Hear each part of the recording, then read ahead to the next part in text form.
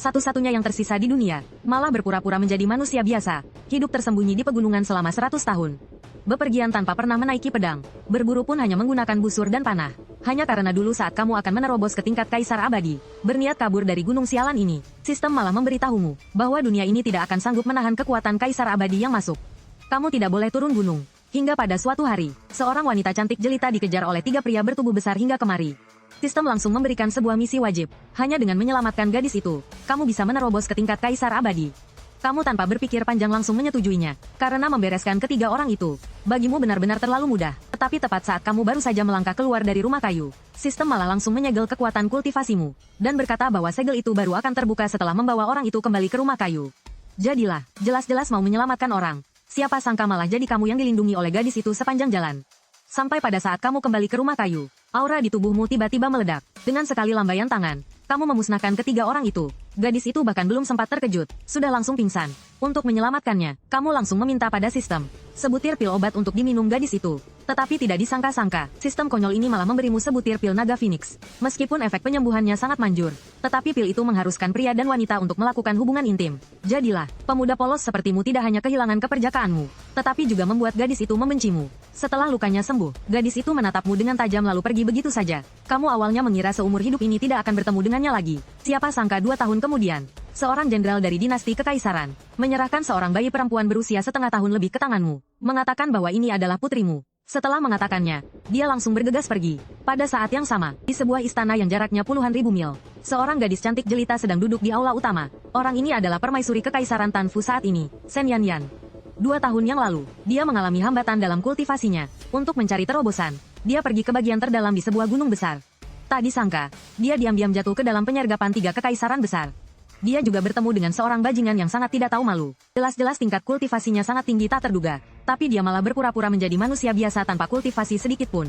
Dia bahkan menipuku dan merebut kesucianku. Bajingan, kalau bukan karena khawatir menjadi sasaran 3 kekaisaran besar, aku sama sekali tidak akan menyerahkan Haner padamu. Bajingan, tunggu sampai urusan dengan 3 kekaisaran besar selesai. Aku sendiri yang akan datang menjemput Haner pulang. Saat itu tiba, aku pasti akan membuatmu membayar harganya. Di sisi lain, setelah diperiksa oleh sistem, ini memang benar putri kandungmu. Pertama kalinya menjadi seorang ayah. Kau dengan tulus merasakan kebahagiaan yang belum pernah ada sebelumnya. Tetapi bayi perempuan di pelukanmu tidak berpikir begitu. Di kehidupan ini, Sen Han Han adalah putri dari permaisuri kekaisaran Tanfu. Namun, kehidupan masa lalunya memiliki latar belakang yang luar biasa. Dia berasal dari alam atas, seorang ahli di tingkat Raja Abadi. Dikenal sebagai Raja Abadi Yue Luo yang tak terkalahkan di tingkat Raja Abadi. Saat menjelajahi sebuah alam rahasia Kaisar Abadi, dia tidak sengaja disergap oleh serangan gabungan dari 5 Raja Abadi. Pada akhirnya, dia tidak dapat melawan, dan tewas di dalam alam rahasia itu. Kalian semua tunggu saja aku. Tunggu sampai aku kembali ke alam atas. Aku pasti akan menyiksa kalian satu persatu sampai mati. Mencampakkan kalian ke penjara langit. Selamanya tidak akan bisa bereinkarnasi. Melihat tatapan galak putrinya, kau malah mengira bayi kecil itu lapar. Dengan tergesa-gesa kau mengeluarkan sebotol susu yang berisi susu binatang segar. Kau langsung memasukkannya ke dalam mulut Sen Han Han. Sen Han Han yang masih tenggelam dalam ingatannya pun terkejut dengan tindakan ini. Masalahnya, dia masih belum bisa berbicara. Apa ini? Manusia biasa. Apa yang sedang kau lakukan? Benda apa yang kau masukkan ke dalam mulutku? Hah, tepat saat dia masih merasa bingung, dia melihat bayangan ilusi seekor iblis agung kuno muncul di belakang botol susu itu. Raja Abadi Yue Luo sangat berpengalaman dan berpengetahuan luas. Sekilas dia sudah mengenali kalau ini adalah susu binatang yang sangat berkhasiat. Susu binatang yang bisa memunculkan bayangan iblis agung saat dikeluarkan. Sepertinya ayahnya yang beruntung ini juga tidak lemah. Tetapi anehnya, di tubuhmu, dia sama sekali tidak bisa merasakan fluktuasi kultivasi sedikit pun. Keesokan harinya, kamu menyadari ada yang sangat aneh dengan putrimu. Seorang bayi yang belum genap 1 tahun tidak tidur di tengah malam, malah duduk bermeditasi untuk berkultivasi.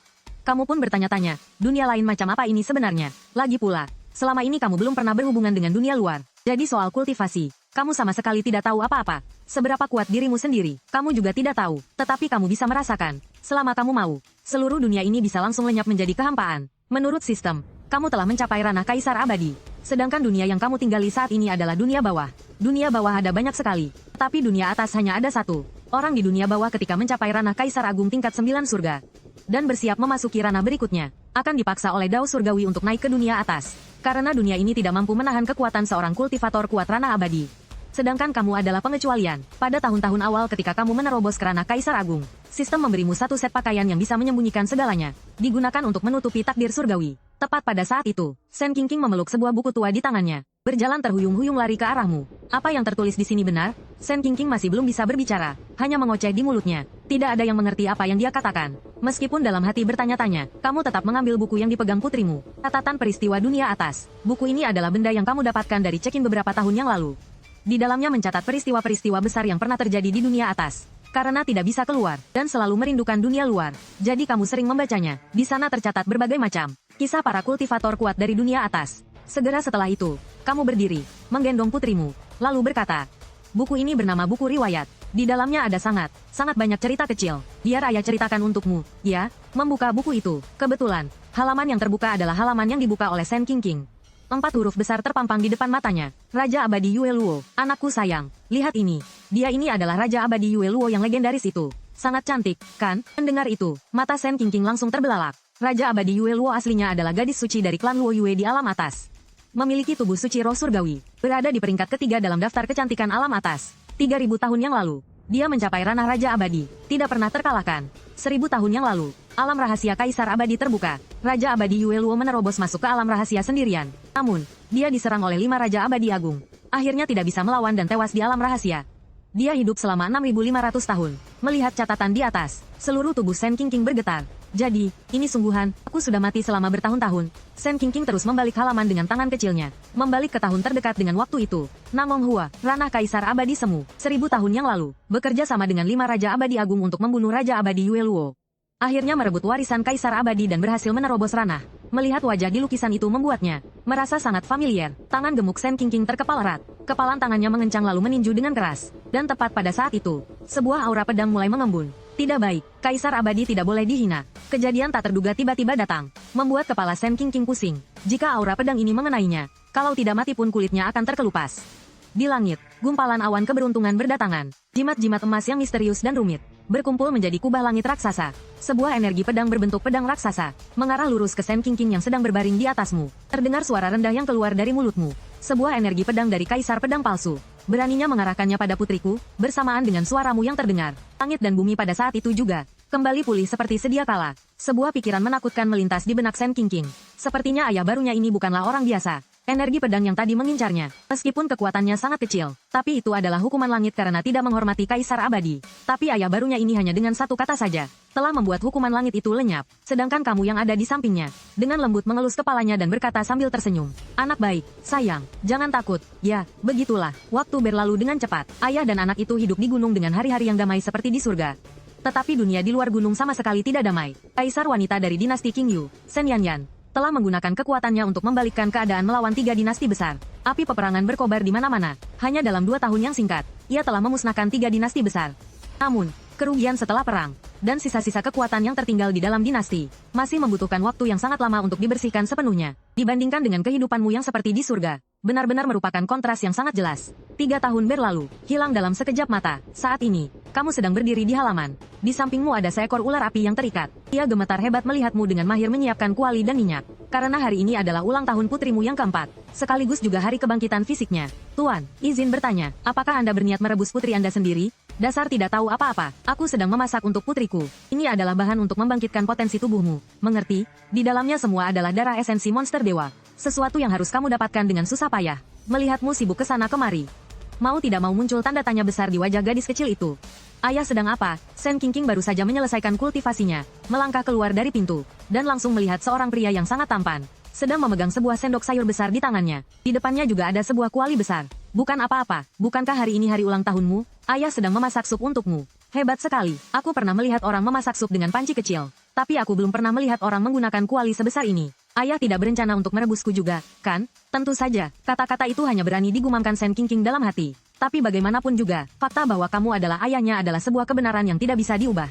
Meskipun selama ini dia tidak pernah melihatmu beraksi. Setiap hari yang kamu lakukan hanya tidur dan tidur. Tapi dia tetap datang menemui ayahnya untuk berdiskusi. Hari ini adalah hari dia membangkitkan potensi tubuhnya. Berdasarkan pengalaman dari kehidupan masa lalunya, di dalam tubuhnya terdapat sejenis potensi tubuh yang sangat kuat. Tapi hal-hal yang dibutuhkan untuk membangkitkannya bukanlah sesuatu yang bisa dia tanggung.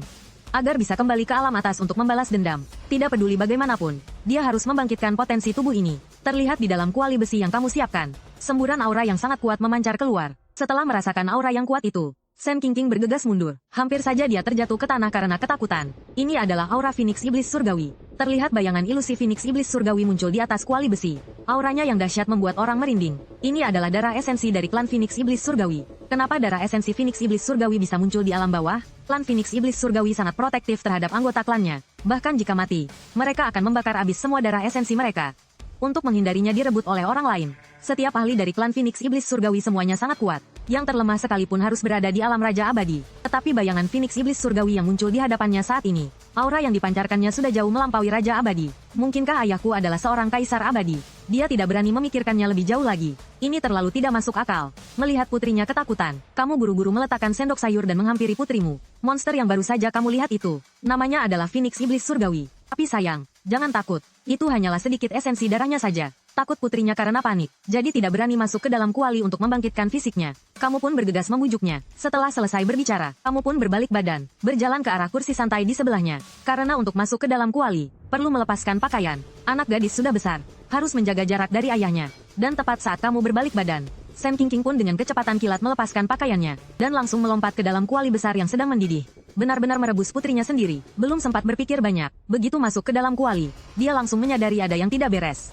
Esensi darah di dalam kuali tidak menyerang meridiannya secara brutal seperti yang dia bayangkan, melainkan dengan cara yang paling nyaman, paling lembut, tidak merangsang, dan terus-menerus menutrisi. Dengan lembut melindungi meridiannya. Selama proses itu, dia tidak merasakan sedikit pun rasa sakit, dan konstitusi fisik yang selama ini tertidur di dalam tubuhnya juga perlahan-lahan aktif pada saat ini. Dalam sekejap mata, langit dan bumi berubah warna. Langit cerah sejauh ribuan mil seketika lenyap. Awan hitam yang tak terhitung jumlahnya berdatangan. Puluhan ribu sambaran petir turun bagaikan hujan. Seluruh pegunungan dan hutan berubah menjadi neraka di dunia. Apa yang terjadi? Kenapa energi spiritual langit dan bumi semuanya berkumpul ke satu arah? Mungkinkah ada pusaka langka yang muncul di sana? Tidak sedikit kultivator di sekitar yang menyadari perubahan aneh ini. Di dalam tubuh Sen Qingqing, sebuah aura yang sangat kuat terus-menerus dilepaskan keluar. Ini adalah pertanda tubuh Dao bawaan langit akan segera bangkit sepenuhnya. Sementara di luar, di langit muncul 8 bayangan ilusi. Tekanan dari mereka membuat para ahli Kaisar Agung berkeringat dingin. Tidak berani bergerak sedikit pun. Sebenarnya, makhluk iblis apa itu? Mungkinkah ada Raja Abadi yang telah tewas? Tidak sedikit ahli Kaisar Agung yang diam-diam mengintai menjadi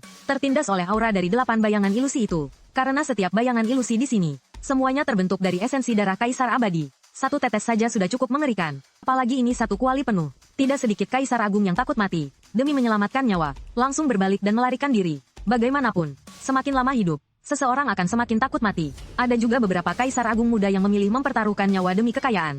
Tepat di saat ke-8 aura itu menghilang, semua orang satu persatu menampakkan diri. Pada saat yang sama, Sen Yanyan juga bergegas datang. Putrinya, dan bajingan yang telah merenggut tubuhnya juga ada di dalam sana.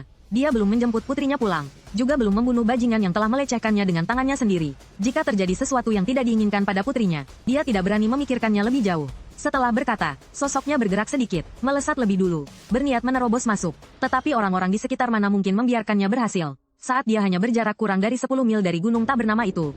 3 bayangan ilusi muncul, menghadang tepat di depannya. Ratu Kaisar, mohon hentikan langkah Anda. Mereka bertiga adalah 3 tetua dari Akademi Spiritual Changhai Wilayah Utara. Kekuatan mereka semua berada di tingkat pertama alam Kaisar Agung. Konon, kombinasi teknik bertarung yang mereka gunakan bersama, bahkan bisa menekan mereka yang berada di tingkat ketiga sekalipun. Sejak kapan, urusan wilayah selatan, wilayah utara juga bisa ikut campur? Memandangi 3 orang yang menghalangi di depannya, Sen Yanyan berkata dengan dingin. HMPH, setelah seorang diri memusnahkan 3 dinasti kekaisaran besar, dinasti kekaisaran Qingyu telah menjadi kekuatan terkuat di wilayah selatan di permukaan. Adapun mengapa hanya dikatakan di permukaan, di setiap tempat pasti ada beberapa rubah tua licik yang bersembunyi secara diam-diam.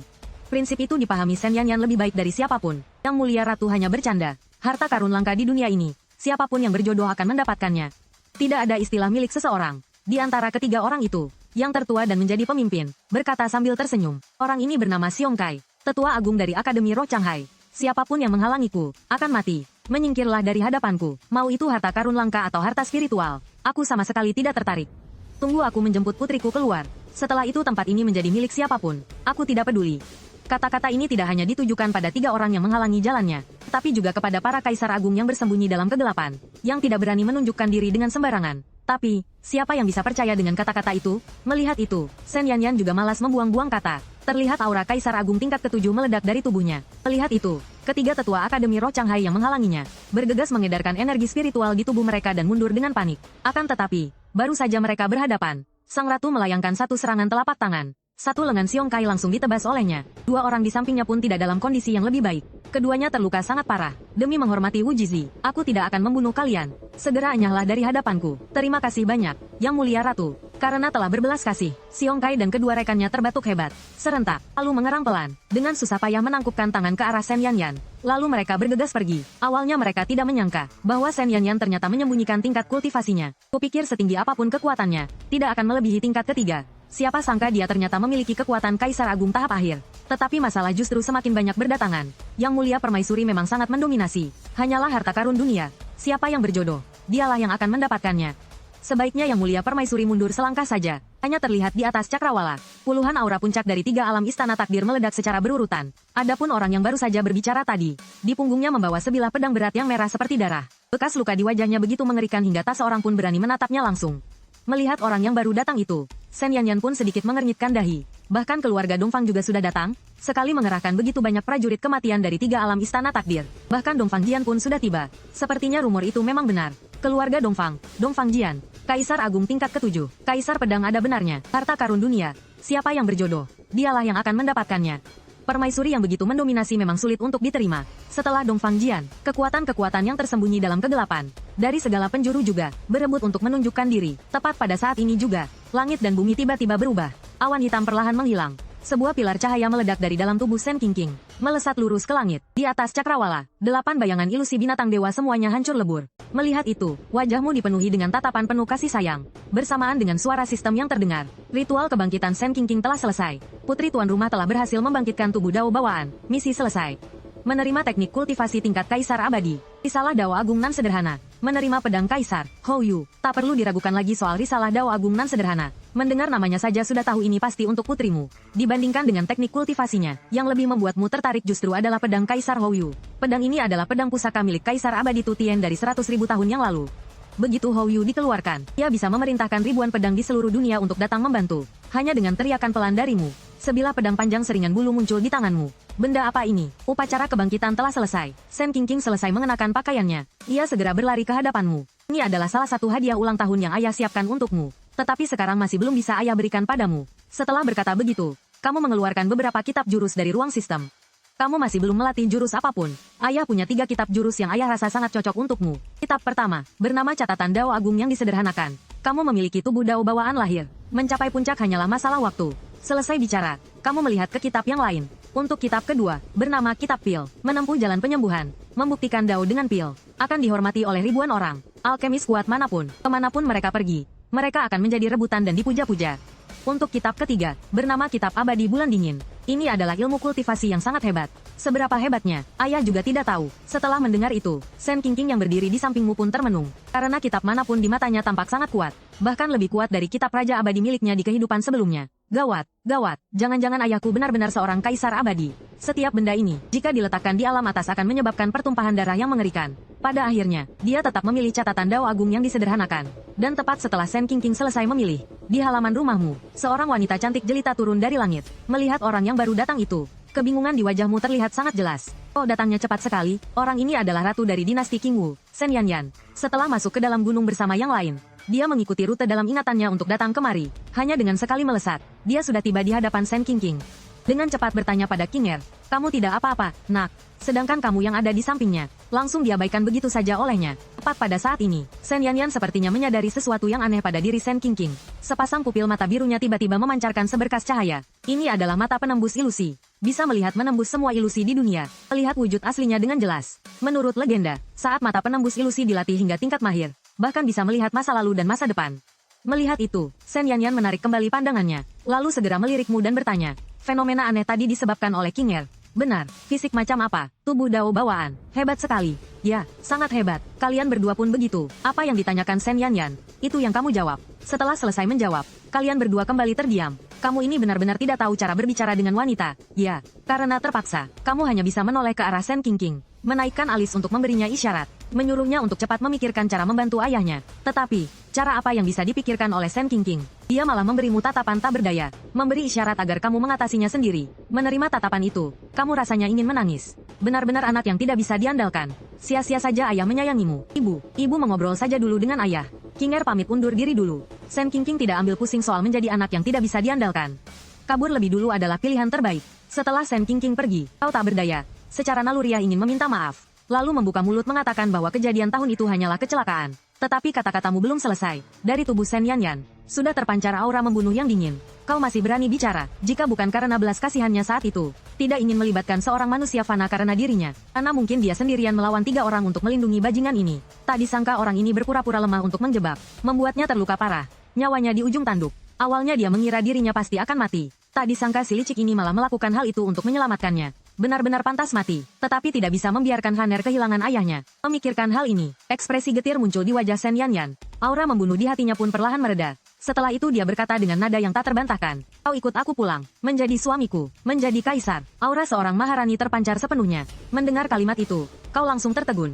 Sama sekali tidak mungkin, kau baru saja hendak membuka mulut untuk menolak. Tetapi sebelum kata-kata keluar dari mulutmu, sebuah suara sedingin es terdengar di dalam kepalamu. Pilihan 1, ikut istrimu pulang. Hadiah, kebebasan. Pilihan 2, menolak ikut istrimu pulang. Hukuman, dikurung selama 100.000 tahun lagi. Pilihan 3, setuju. Hadiah, kebebasan. Apa sistem ini sudah gila? 3 tanda tanya besar langsung muncul di wajahmu. Tak berdaya, kau hanya bisa memilih opsi ketiga. Aku tidak mau. Ketika mendengarmu berkata kalimat itu, alis Shen Yanyan langsung berkerut tajam. Tidak, tidak, tidak. Aku sangat mau. Aku akan ikut denganmu. Ya sudah, jadi kaisar saja.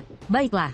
Aku akan menjadi suaminya. Akhirnya tidak perlu lagi bersembunyi di gunung terpencil ini. Setelah melewati 100 tahun yang panjang, akhirnya kau bisa melangkah keluar, melihat dunia lain ini. Tidak lama kemudian, saat kau melangkah masuk ke gerbang kota, kau benar-benar terpana dengan pemandangan di depan matamu. Inikah dinasti kekaisaran Qingwu? Di bawah sana ada sebuah kota raksasa. Kalau dipikir-pikir, itu pasti letak istana kekaisaran dinasti Qingwu. Di bawah kaki adalah kompleks istana raksasa yang dijaga ketat. Cakupannya sangat luas, terletak tepat di tengah kota, membentang lebih dari 100 mil. Di dalam istana, ada beberapa ratus orang yang mengenakan pakaian khas dinasti Qingwu. Para pejabat mengenakan pakaian kebesaran dengan rapi, berdiri berbaris di kedua sisi. Ketika melihat Shen Yanyan masuk, semua orang langsung memberi hormat, berseru serempak. Salam, Yang Mulia Ratu. Semoga Yang Mulia Ratu diberkahi kebahagiaan abadi. Shen Yanyan menggandeng tangan putrinya, berjalan lurus ke singgasana Phoenix di posisi utama lalu duduk. Kemudian dia melambaikan tangan kepada para pejabat. Kalian semua, tidak perlu bersikap formal. Selanjutnya, dia mengumumkan bahwa Shen Qingqing di sisinya adalah putrinya. Bagaimanapun juga, di masa lalu, kabar Shen Yanyan melahirkan seorang bayi perempuan pernah menggemparkan di mana-mana. Dia melahirkan seorang putri padahal belum memiliki suami. Sungguh tidak masuk akal. Tepat pada saat ini, seorang pria tua berambut putih dari barisan pejabat menangkupkan tangan dan melangkah maju. Yang Mulia, sekarang 3 dinasti besar telah dihancurkan. Dinasti kita telah menyatukan wilayah selatan. Apakah Yang Mulia sudah seharusnya mempertimbangkan untuk mencari pasangan? Begitu pria tua itu selesai berbicara, orang-orang yang lain pun ikut berseru serempak, memohon agar Yang Mulia Ratu mencari pasangan. Kalian semua, jangan terburu-buru. Hari ini, aku untuk sementara mengesampingkan urusan sisa-sisa 3 dinasti. Yang ingin aku bicarakan adalah masalah ini. Setelah berkata begitu, dia mendengus dingin. Sementara kau yang berdiri di luar tentu saja mengerti maksudnya. Lalu berdeham pelan 2 kali. Lalu berjalan lurus masuk ke dalam aula utama yang megah. Seketika, tatapan semua pejabat istana tanpa terkecuali. Semua serempak tertuju pada dirimu. Orang ini adalah suami kaisar yang telah merebut hati kaisar wanita mereka.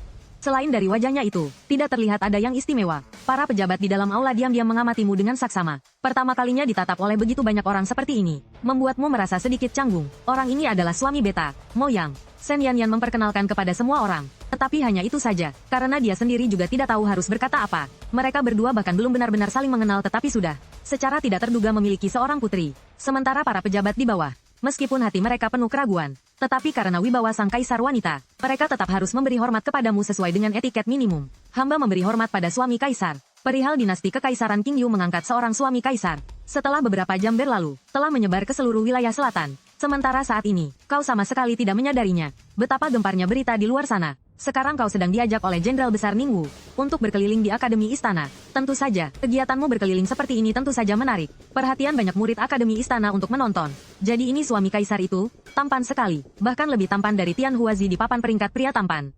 Hanya saja tidak tahu seberapa hebat kekuatannya. Tepat saat semua orang masih terpesona dengan ketampananmu, sebuah teriakan yang menggemparkan tiba-tiba bergema di seluruh langit dan bumi. Terlihat langit di atas istana kekaisaran tiba-tiba berubah warna. Sebilah pedang raksasa yang membuat seluruh langit dan bumi ikut bergetar sedang terbentuk di tengah angkasa. Ujung pedang itu mengarah lurus ke istana kekaisaran. Setelah itu, terlihat puluhan sosok berjubah hitam melayang di atas istana kekaisaran. Aura yang terpancar dari tubuh mereka membuat semua orang sesak hingga tidak bisa bernapas. Bahkan tangan kecil yang sedang menggenggam ujung bajumu, yang bersembunyi di belakangmu pun tanpa sadar mengerat lebih kencang. Melihat itu, tatapan matamu langsung menjadi sedingin es. Sungguh lancang. Terlihat kamu mengayunkan tanganmu. Aura yang menekan semua orang hingga tidak bisa bernapas itu langsung lenyap tanpa jejak. Maharani Tanfu, keluarlah untuk mati. Dia adalah sisa dari 3 dinasti. Segera setelah itu, sosok Nino tiba-tiba melesat keluar. Tepat di saat dia melesat keluar, 2 sosok yang selama ini diam di dalam akademi juga langsung mengikuti di belakangnya. Sisa 3 dinasti. Jangan lancang. Terlihat 2 pancaran cahaya ungu melesat keluar dari akademi. Merasakan kedua aura itu. Dibandingkan dengan Maharani Teham Yen Yen, bukan hanya tidak lebih lemah, bahkan lebih kuat 1 tingkat. Kamu pun mengenali identitas kedua orang ini. Ini adalah 2 aura yang sebelumnya pernah kamu rasakan di luar akademi. Sama sekali tidak kalah dengan Teham Yen Yen. Itu adalah tetua agung Puong Antung dan tetua kedua Langok dari Akademi Tanfu. Melihat aura yang terpancar dari tubuh kedua orang ini, kamu merasa sedikit aneh. Karena dari aura kuat pada tubuh kedua orang itu, kamu merasakan aura kematian yang sangat pekat. Persis seperti mayat hidup yang telah mati sejak 1000 tahun yang lalu. Hanya dalam beberapa kedipan mata, di atas istana kekaisaran dinasti Tanfu, seekor naga hitam raksasa sepanjang kira-kira 100 zang, perlahan-lahan menampakkan dirinya dari balik awan hitam. Melihat pemandangan itu, puluhan bayangan hitam semuanya menyingkir ke kedua sisi. Yang berdiri di punggung naga hitam adalah tuan mereka, satu-satunya pangeran yang masih hidup dari 3 dinasti besar, Kaisar Hitam Tagiang Tan. Saat melihat tubuh kedua tetua diselimuti oleh aura kematian, dia langsung tertawa menggila tak terkendali. Dinasti Kekaisaran Tanfu, dari 8 ahli tingkat kaisar tahap akhir, di bawah kepungan 3 dinasti besar. 6 orang telah tewas, sekarang 2 orang yang tersisa juga sudah diambang kematian. 3 dinasti besar yang dihancurkan sudah menjadi takdir, tidak mungkin bisa bangkit kembali. Di tengah tawa gila itu, di dalam kota istana kekaisaran, dan dari keempat penjuru, lebih dari 3.000 bayangan dengan cepat berkumpul. Kelompok ini, semuanya adalah agen rahasia dari 3 dinasti yang dia tanamkan di dinasti kekaisaran King Yu. Saat 3 dinasti besar runtuh, dia juga tidak memanggil mereka kembali. Itu semua demi menunggu hari ini. Di antara lebih dari 3.000 bayangan itu, yang terlemah, juga merupakan kultivator kuat tingkat raja, level 1 dari 3 alam istana takdir. Dan sebagian besar agen rahasia ini berasal dari Akademi King Yu. Inilah kartu truf terakhir Kaisar Hitam untuk menghancurkan dinasti kekaisaran King Yu. Tepat pada saat itu juga, sesosok tubuh yang sangat indah perlahan melangkah keluar. Yang datang adalah istrimu, Sen Yanyan. Mata dinginnya menatap tajam pada Zuo Jiangcheng yang berdiri di atas punggung naga raksasa. Jika saat itu kamu adalah putra mahkota, memiliki sedikit lebih banyak kekuasaan di tanganmu, maka hasilnya mungkin akan berbeda. Sayangnya, kamu sudah kalah. Kulah pemenang terakhirnya. Setelah selesai bicara, di belakang sang kaisar wanita muncul sekuntum teratai api kekacauan. Auranya saja sudah cukup untuk menghancurkan langit dan bumi. Kekuatan Kaisar Agung tingkat ke-7 meledak sepenuhnya pada saat ini. Suhu di sekitar Zuo Jiangcheng melonjak drastis. Terlihat di tangannya, entah sejak kapan, telah muncul sebilah pedang panjang hitam pekat. Di bilah pedangnya, terpancar aura kematian yang pekat. Tepat saat pedang ini ditebaskan, aura kematian yang meluap darinya cukup kuat untuk menghancurkan seluruh istana kekaisaran. Ayah, apa ibu baik-baik saja? Di bawah, Sen Qingqing yang bersembunyi di belakangmu, mengintipkan setengah kepalanya dan bertanya dengan cemas. Bagaimanapun, yang sedang bertarung di atas sana adalah ibunya. Terlebih lagi, dia tidak bisa melihat siapa yang lebih kuat dan siapa yang lebih lemah. Segalanya terjadi terlalu cepat. Setiap jurus terjadi hanya dalam sekejap mata. Tenang saja, ada ayah di sini. Ayah tidak akan membiarkan ibumu kenapa-kenapa. Kamu mengelus kepala Sen Qingqing, memberinya isyarat untuk lebih tenang. Pertarungan saat ini telah memasuki tahap paling kritis. 2 tetua akademi dihadang oleh puluhan orang berjubah hitam. Saat ini, mereka juga mulai merasa sedikit kewalahan. Zuo Jiangcheng mengendalikan pedang panjang dengan 2 jari, terus-menerus menebas ke arah Sen Yanyan. Setiap tebasan membawa aura kematian yang pekat. Hahaha, Sen Yanyan, berapa lama lagi kau bisa bertahan? Aku ingin lihat, sisa hidupmu yang tak seberapa itu masih bisa menahan berapa tebasan lagi. Setelah beberapa saat mengamati selama pertarungan, Sen Yanyan menyadari, setiap kali Zuo Jiangcheng menebaskan pedangnya, tubuhnya akan menua sedikit, cukup untuk membunuhmu. Dalam sekejap, terlihat tangan Zuo Jiangcheng yang mengering dengan cepat tiba-tiba mengepal. Pedang kaisar itu langsung berubah menjadi 1000 bayangan pedang, mengepung rapat Sen Yanyan, membentuk formasi pembunuh yang mematikan. Setelah melakukan semua itu, Zuo Jiangcheng menopang tubuhnya yang mengering dengan sangat cepat, berteriak pada Sen Yanyan. Saat ini, nyawanya telah mencapai akhir. Pada hari 3 dinasti Kekaisaran Agung dihancurkan, kedua leluhur telah mengorbankan nyawa mereka, demi memberinya kesempatan bertahan hidup sampai hari ini. Dan tepat pada hari itu juga, dia yang putus asa, pergi ke tebing pemakaman iblis untuk bunuh diri. Tak disangka karena sebuah kebetulan, dia malah mendapatkan pedang panjang yang aneh ini, yang membawa aura kematian, dan menyerap sisa hidup orang lain. Kesempatan tak terduga itu tidak hanya membantunya memahami hukum kematian, tetapi juga berhasil memasuki alam kaisar. Meskipun hanya tingkat 3, tetapi dengan mengandalkan pedang aneh ini, bahkan jika melawan Kaisar Agung tingkat 8 pun dia masih bisa bertarung. Sen Yanyan, kali ini aku mau lihat bagaimana caramu akan bertahan. Begitu saja, akhirnya dia tersungkur berlutut di punggung naga hitam. Tubuhnya menua dengan kecepatan yang dapat dilihat oleh mata telanjang. Akhirnya mengembuskan napas terakhirnya dengan tenang. Tepat di saat dia selesai berbicara, langit terbelah, dan ruang menjadi terdistorsi. Orang itu dari atas menatap lurus ke arah kerumunan. Pedang raksasa di punggungnya adalah yang paling mencolok. Aku datang atas permintaan seseorang, khusus untuk melayangkan satu tebasan. Setelah berkata demikian, dia mencabut pedang raksasa di punggungnya. Hanya terlihat seberkas energi pedang tajam merobek langit. Kaidah ilmu pedang mengalir deras bagai sungai yang bergelora, menebas lurus ke arah formasi pedang yang sedang menjebak Shen Yanyan. Kaidah ilmu pedang, salah satu dari 9 klan Kaisar Agung. Kaisar Pedang Dongfang Jian dari klan Kaisar Dongfang. Perlu diketahui bahwa dia pernah menebas jatuh 3 Kaisar Agung dengan tingkatan yang sama hanya dengan 1 tebasan. Tak perlu dikatakan lagi seberapa kuat kekuatannya. Setelah melihat dengan jelas wajah orang yang datang itu, semua orang yang hadir tidak bisa menahan diri untuk berseru kaget. Saat ini, Sang Ratu Kaisar sedang berusaha sekuat tenaga untuk menghancurkan formasi.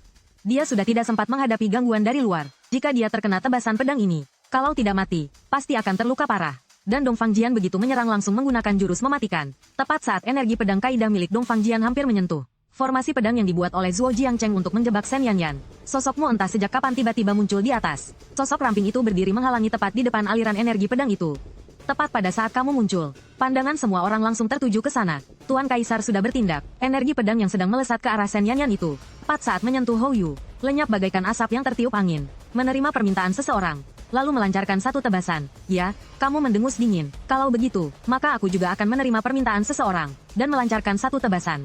Kau, tahan seranganku ini baik-baik. Tidak sedikit orang yang pernah bertemu denganmu sebelumnya tidak bisa menahan diri untuk berseru kaget. Itu Tuan Kaisar. Tuan Kaisar benar-benar sudah bertindak. Siapa kau? Melihatmu tanpa bersusah payah sedikit pun telah menghancurkan energi pedang yang telah dia kumpulkan. Di dalam hati Dongfang Jian muncul rasa ngeri yang luar biasa. Meskipun tebasan pedangnya barusan bukan yang terkuat, tetapi itu juga bukan sesuatu yang bisa ditahan oleh Kaisar Agung biasa. Sejak kapan dinasti Qingyu memiliki tokoh seperti ini? Kamu malas membuang-buang kata dengannya. Terhadap orang licik yang menyerang diam-diam seperti ini, bahkan berani menyerang istriku sendiri, maka kamu tidak berniat untuk mengampuninya. Begitu menyerang, kamu langsung menggunakan jurus mematikan. Sudah kubilang satu tebasan, maka hanya satu tebasan. Di sekeliling tubuhmu, kekuatan spiritual melilit. Hukum spiritual yang bergejolak di dalam tubuh seketika melonjak keluar, membelit pedang Hou Yu di tanganmu. Di atas langit, dentingan pedang terdengar tanpa henti. Setiap dentingan pedang langsung menghantam ke dalam hati. Pergi, kau berteriak keras, mengayunkan tangan menebaskan pedang ke arah Kaisar Pedang Dongfang Jian. Aura pedang hukum spiritual bagaikan bintang yang tak terhitung jumlahnya di angkasa.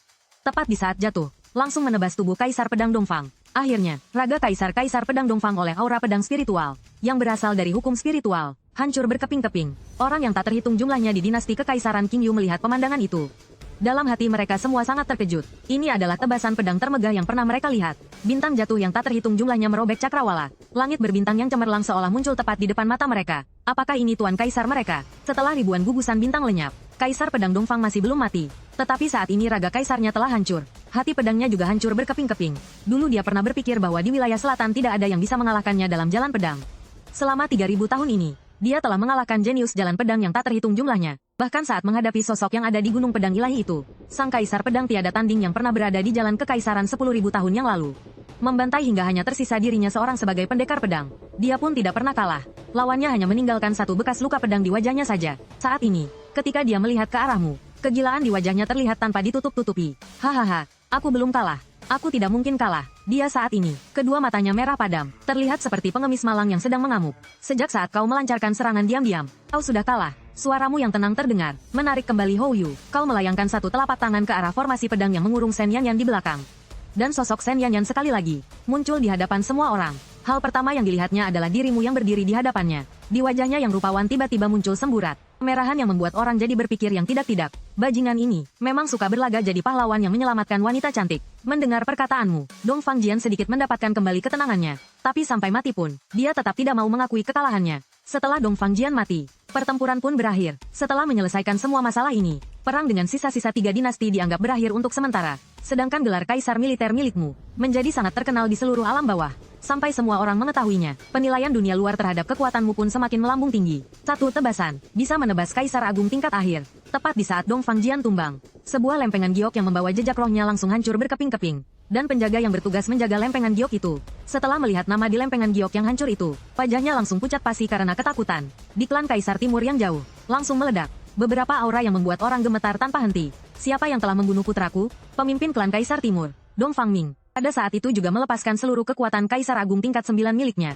Membuat seluruh dunia timur ikut bergetar hebat. Cepat selidiki untukku. Aku ingin dia tidak akan pernah bisa bereinkarnasi selamanya. Setelah menyelesaikan semuanya, kamu melirik Shen Yanyan, lalu menegurnya dengan lembut. Lain kali, jangan memaksakan diri lagi. Sejak Shen Yanyan terperangkap oleh formasi pedang, kamu sudah mengirim transmisi suara menanyakan apakah dia butuh bantuanmu atau tidak.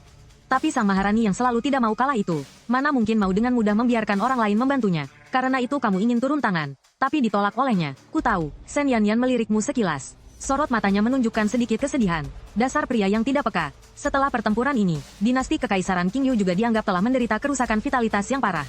Tiba-tiba, kau sepertinya tiba-tiba memikirkan sesuatu. Tadi sepertinya aku baru saja membunuh Dongfang Jian. Kalau begitu, bukankah keluarga Dongfang akan mencariku untuk balas dendam? Memikirkan hal itu, kepalamu langsung terasa mau meledak. Tidak bisakah kalian membiarkanku membesarkan putriku dengan tenang? Berita tentang pertempuran ini menyebar dengan sangat cepat, dan kabar hilangnya Dongfang Jian tidak lama kemudian berhasil diketahui oleh mata-mata dari klan Kaisar Dongfang. Ketika mata-mata itu mengirimkan berita kembali, 3 leluhur tua dari alam Kaisar Agung, tingkat ke-9 dari klan Kaisar Dongfang semuanya menunjukkan ekspresi yang sangat suram. Dongfang Jian adalah putra dari kepala keluarga Dongfang saat ini. Baru berusia 3.000 tahun sudah memasuki alam Kaisar Agung. Dianggap sebagai orang yang paling memiliki harapan untuk menjadi dewa dari keluarga Dongfang di masa depan. Bagaimanapun juga, di dunia ini, sudah sangat lama tidak ada lagi yang bisa menerobos untuk menjadi dewa. Namun, sejak 1000 tahun yang lalu, Tian Jizi pernah berkata, jalan surgawi di dunia ini tidaklah lengkap. Jalan kekaisaran tidak muncul. Seseorang masih bisa menjadi Kaisar Agung ketika jumlah ahli di alam Kaisar Agung mencapai tingkat tertentu, maka jumlah Kaisar Agung yang bisa ditampung oleh dunia ini akan mencapai batasnya. Pada saat itu, jalan keabadian akan muncul. Dunia ini akan hancur. Oleh karena itu, klan Dongfang telah mengerahkan seluruh klan untuk membina Dongfang Jian. Justru agar dia bisa berhasil melewati jalan keabadian yang kejam itu, membawa keluarga Dongfang melangkah lebih jauh. Sekarang Dongfang Jian telah mati. Semua yang telah mereka korbankan menjadi sia-sia. Kalau begitu, biar aku saja yang pergi menemui Kaisar Qingyu itu terlebih dahulu. Tetua keempat, jangan bertindak gegabah. Tepat saat ahli Kaisar Agung dari keluarga Dongfang itu hendak pergi sendirian ke dinasti Kekaisaran Qingyu untuk membalas dendam padamu, sebuah suara tua yang penuh kesedihan dengan cepat memanggilnya kembali. Orang yang baru saja berbicara bernama Dongfang Mencang, adalah leluhur kedua dari keluarga Dongfang, juga merupakan orang terkuat di keluarga Dongfang saat ini. Sedangkan si tua keempat, Dongfang Kuang, adalah leluhur keempat keluarga Dongfang. Mencapai ranah kaisar dengan tubuh fisiknya, pernah membunuh kaisar iblis dari ranah yang sama dengan satu pukulan. Kau harus tahu bahwa tubuh fisik ras iblis dari dulu selalu ratusan kali lebih kuat dari manusia. Apalagi itu adalah monster iblis ranah Kaisar Agung. Bertindak gegabah, itu hanyalah sebuah dinasti Qingyu. Jika bukan karena 9 klan kaisar besar tidak peduli dengan reputasi kosong itu, maka hanya dengan seorang wanita seperti Shen Yanyan juga bisa menyatukan wilayah selatan. Mendengar itu, Dongfang Kuang berteriak marah dengan suara seraknya. Aku bertanya padamu, jika berhadapan dengan Jianer, seberapa besar peluangmu untuk menang? Dongfang Mencang berkata perlahan kata demi kata. Begitu mendengarnya, Dongfang Kuang langsung terpaku di tempat. Perasaan tidak berdaya itu, ia rasakan sekali lagi. Dongfang Jian sejak kecil telah menunjukkan bakat kultivasi yang luar biasa. Jika dia berhadapan dengan Dongfang Jian, maka dia akan kalah dalam waktu kurang dari 10 jurus. Sekarang dia malah ingin mencari seseorang yang telah membunuh Dongfang Jian dengan satu tebasan pedang untuk balas dendam. Itu sama saja dengan mencari mati. Bisa menebas Jianer dengan satu tebasan pedang, maka tingkat kultivasi orang itu pastinya sudah berada di ranah Kaisar Agung tingkat 9. Berbicara sampai di sini, Dongfang Mencang berhenti sejenak. Pada hari jalan keabadian terbuka, akan menjadi hari kematiannya. Secercah cahaya dingin melintas di matanya. Beberapa tahun terakhir ini, gesekan antara 9 klan kaisar besar terus berlanjut tanpa henti. Semuanya adalah untuk mempersiapkan hari terbukanya jalan keabadian. Jika saat ini mereka mengalami insiden apapun, dikhawatirkan akibatnya akan tak terbayangkan. Sedangkan 10 tahun ini, kamu hidup dengan sangat nyaman. Perasaanmu pada Shen Yanyan juga berkembang pesat. Bukan hanya itu, setelah kalian berdua berusaha untuk waktu yang lama, Shen Yanyan melahirkan seorang putri lagi untukmu. Putri sulung, Shen Qingqing. 2 tahun yang lalu telah bergabung dengan Sekte Pedang Wenxin, meninggalkan dinasti Qingyu untuk belajar ilmu pedang. Saat ini di dalam kamar tidurmu, kamu sedang tidur nyenyak di atas ranjang. Terlihat seorang bocah kecil gembul yang 80% mirip denganmu, sedang diam-diam berjalan ke sisi ranjangmu, lalu mengangkat kedua tangannya dan mencubit pipimu dengan kuat. Sambil mencubit, dia pun memanggil, "Ayo bangun, main sama Lin Enhi, kita cari kakak, yuk." Melihat gadis kecil itu yang sedang tengkurap di dadamu, kamu pun menghela napas pasrah. Ini adalah putri keduamu, Lin Enhi. Tahun ini usianya 2,5 tahun. Sifatnya sangat lincah sekali, dan juga suka berbuat nakal dan usil. Beberapa hari yang lalu, saat sang ratu sedang mengadakan sidang istana, gadis kecil itu diam-diam menyelinap masuk, memanfaatkan saat sang ratu tidak memperhatikan. Dia langsung membakar pakaian menteri itu, membuat menteri itu dipermalukan di depan semua orang. Setelah itu dia dihukum kurungan oleh sang ratu selama 3 hari. Apa kamu mau dihukum kurungan lagi sama bundamu? Kamu tidak bisa menahan diri untuk mengelus kepala gadis kecil itu. Saat kamu berbicara, mata bulatnya yang besar menatapmu, lalu berkata dengan manja, "Aku tidak peduli, ayah, antarkan aku pergi dong." Gelombang. Melihat gadis kecil itu seperti itu, hatimu pun hampir meleleh dibuatnya. Sayang sekali kakaknya sekarang tidak berada di Sekte Pedang, juga tidak berada di alam bawah. Menurut perkataan sistem, Shen Qingqing sejak 2 hari yang lalu sudah memasuki alam rahasia milik Sekte Pedang Wenxin. Sekte Pedang Wenxin, bersama 4 sekte pedang lainnya dari alam bawah, telah menciptakan sebuah alam rahasia yang terhubung oleh artefak kaisar. Itu bukanlah alam rahasia yang sederhana. Lebih tepatnya, itu adalah sebuah dunia kecil, karena benda yang mereka genggam adalah Sebuah pecahan artefak milik Kaisar Abadi, bernama Cermin Jiwa Ilahi. Orang yang memegang Cermin Jiwa Ilahi, bisa meminjam jiwa suci yang terperangkap di dalam cermin untuk memperkuat jiwa suci diri sendiri. Sementara jiwa-jiwa suci yang terperangkap di dalamnya, sebagian besar adalah jiwa dari roh-roh jahat. Tetapi roh jahat bagaimanapun juga tetaplah roh jahat. Meskipun telah dimurnikan, sifat jahat yang tertanam jauh di dalam jiwa masih akan tersisa sedikit. Jika orang yang menyerapnya tidak memiliki tekad yang cukup kuat, roh jahat itu terkadang akan mengambil kesempatan untuk berbalik menyerang. Kalau begitu, kakak pergi kemana? Ayah bisa antar aku mencari kakak untuk bermain? Tidak boleh. Dua kata itu bahkan belum sempat keluar dari mulutmu, ketika dari belakang terdengar sebuah suara yang sangat serius dan tidak bisa dibantah. Melihat orang yang datang, hatimu tiba-tiba menjadi senang. Tersenyum dan berkata, "Kenapa kau datang? Aku baru saja hendak membawa Lin Enhi untuk mencarimu. Hari ini agak banyak urusan, jadi datang sedikit terlambat. Masalah apa yang bisa membuatmu begitu resah? Apakah karena keluarga Dongfang?" Mendengar itu, Shen Yanyan menggelengkan kepalanya, dan berkata itu karena keluarga Lin. Hari ini, putra suci ketiga dari keluarga Lin datang ke akademi untuk meminta seseorang. Aku tidak memberikannya. Mendengar itu, kau sedikit tertegun. Hanya karena satu orang saja, itu bisa disebut masalah? Karena penasaran, kau tetap bertanya satu kali lagi. Orang ini sedikit istimewa. Dia juga orang dari keluarga Lin. Tapi 3 tahun lalu telah diusir dari keluarga Lin. 3 tahun yang lalu, keluarga Lin tiba-tiba memiliki seorang putra kebanggaan langit. Sayangnya putra kebanggaan langit itu bukan berasal dari garis keturunan utama, melainkan dari cabang sampingan. Bakat yang ia tunjukkan bahkan hampir setara dengan putra suci keluarga Lin saat itu. Karena latar belakangnya, keluarga Lin tidak menjadikannya sebagai putra suci, juga tidak memberinya hak istimewa apapun. Pada saat itu, ibu dari anggota cabang sampingan itu menderita sebuah penyakit yang sangat langka. Pil spiritual biasa tidak bisa menyembuhkannya. Harus menggunakan pil spiritual tingkat 7 baru bisa. Tapi pil obat tingkat setinggi itu hanya bisa dinikmati oleh para putra suci. Dengan bakat dan kekuatan yang telah dia tunjukkan, sebenarnya untuk masuk ke dalam 10 posisi putra suci, sama sekali bukanlah hal yang sulit. Tapi masalahnya adalah dia bukan seorang putra suci. Jadi, proses meminta obat itu sangat sulit dan penuh penderitaan. Saat sedang meminta obat, dia dipermalukan oleh seorang putra suci di depan semua orang, memaksanya untuk merangkak melewati selangkangannya. Jika sudah merangkak, baru akan diberi obat. Dia percaya, dan benar-benar merangkak melewatinya. Tapi setelah menunggu selama 3 hari pun tetap tidak bisa mendapatkan obat untuk menyelamatkan ibunya. Akhirnya, ibunya karena tidak tahan dengan siksaan penyakit, meninggal dunia dengan berlinang air mata. Dalam kesedihan yang mendalam, dia memutuskan untuk mencari putra suci itu untuk meminta penjelasan. Tapi hasilnya sudah bisa ditebak. Bukan hanya tidak mendapatkan jawaban, malah berakhir dengan meridian yang hancur. Akhirnya, dalam kondisi meridian yang hancur, seluruh kultivasinya lenyap. Dia bahkan dituduh oleh keluarga Lin telah merebut posisi putra suci, lalu diusir dari keluarga Lin. Tepat pada hari itu, kebetulan adalah upacara kedewasaan keluarga Lin. Mereka bahkan mengundang pihak kekaisaran untuk datang melihat bagaimana bakat para murid muda keluarga Lin. Maka aku pun mengutus Jenderal Ning untuk pergi. Setelah kembali, dia menceritakan seluruh drama yang penuh ironi itu. Ning Wu juga berkata, dia tidak tahan dengan cara mereka itu. Jadi, saat pemuda itu hampir mati, dia menyelamatkan nyawanya. Setelah itu, dia juga membawanya pergi bersamanya. Tapi dalam perjalanan kembali, setelah pemuda itu memulihkan lukanya selama beberapa waktu, Ning Wu sudah tidak bisa menemukannya lagi. Karena itu, orang tersebut sama sekali tidak berada di istana kekaisaran. Jadi, kalaupun orang dari keluarga Lin datang untuk meminta orang, aku juga tidak bisa menyerahkannya. Setelah selesai bicara, dia dengan pasrah melirikmu, lalu bersandar sepenuhnya padamu. Nyaman sekali, sejak menjadi semakin dekat denganmu. Dia hampir selalu ingin menempel padamu. Terkadang bahkan pertemuan pagi pun dia tidak mau hadiri. Kamu merasa sangat bingung dengan hal ini. Lagi pula, dia sudah diusir. Jadi tentu saja tidak ada hubungannya lagi dengan keluarga Lin. Dia mau tinggal dimanapun, itu urusannya. Apa hubungannya dengan mereka? Aku juga tidak tahu. Itu urusan pribadi mereka. Aku tidak bisa ikut campur. Tepat pada saat itu, sistem yang sudah diam selama 2,5 tahun tiba-tiba muncul kembali. Suara yang familiar sekali lagi terdengar di dalam kepalamu. Anak takdir, terakhir di dunia ini telah muncul. Jalan kaisar akan segera terbuka. Tuan rumah, lama tidak bertemu. Hidupmu nyaman sekali. Ya, mungkinkah dia orang dari keluarga Lin itu? Dilihat dari deskripsi Shen Yanyan barusan, pengalaman anak itu benar-benar mirip dengan para protagonis dalam novel yang pernah kamu baca di kehidupan sebelumnya. Kalau begitu, aku ini apa? Seorang penjahat? Begitu memikirkan itu, kulit kepalamu langsung mati rasa. Jika aku benar-benar seorang penjahat, lalu bagaimana nasib istri dan anakku? Meskipun aku punya sistem di dalam tubuhku, tetapi peluang dari anak takdir sama sekali tidak bisa diremehkan. Menurut petunjuk dari sistem, anak takdir, ini bernama Lin Tian, adalah seorang reinkarnator. Di masa mudanya, karena gagal mencari obat, seluruh meridian di tubuhnya putus dan basis kultivasinya lenyap total. Sejak saat itu, ingatannya bangkit kembali, dan sekarang dia berada di dalam sebuah gua, di suatu tempat di pegunungan sejuta besar untuk memulihkan meridiannya yang telah hancur. Pegunungan sejuta besar, bukankah itu tempat yang akan kudatangi hari ini? Kebetulan sekali, sebelumnya, saat ulang tahun Linger, dia pernah memberitahu Shen Yanyan sebuah keinginan, bahwa dia ingin memelihara seekor monster roh. Dan pegunungan sejuta besar kebetulan adalah tempat dengan monster roh terbanyak.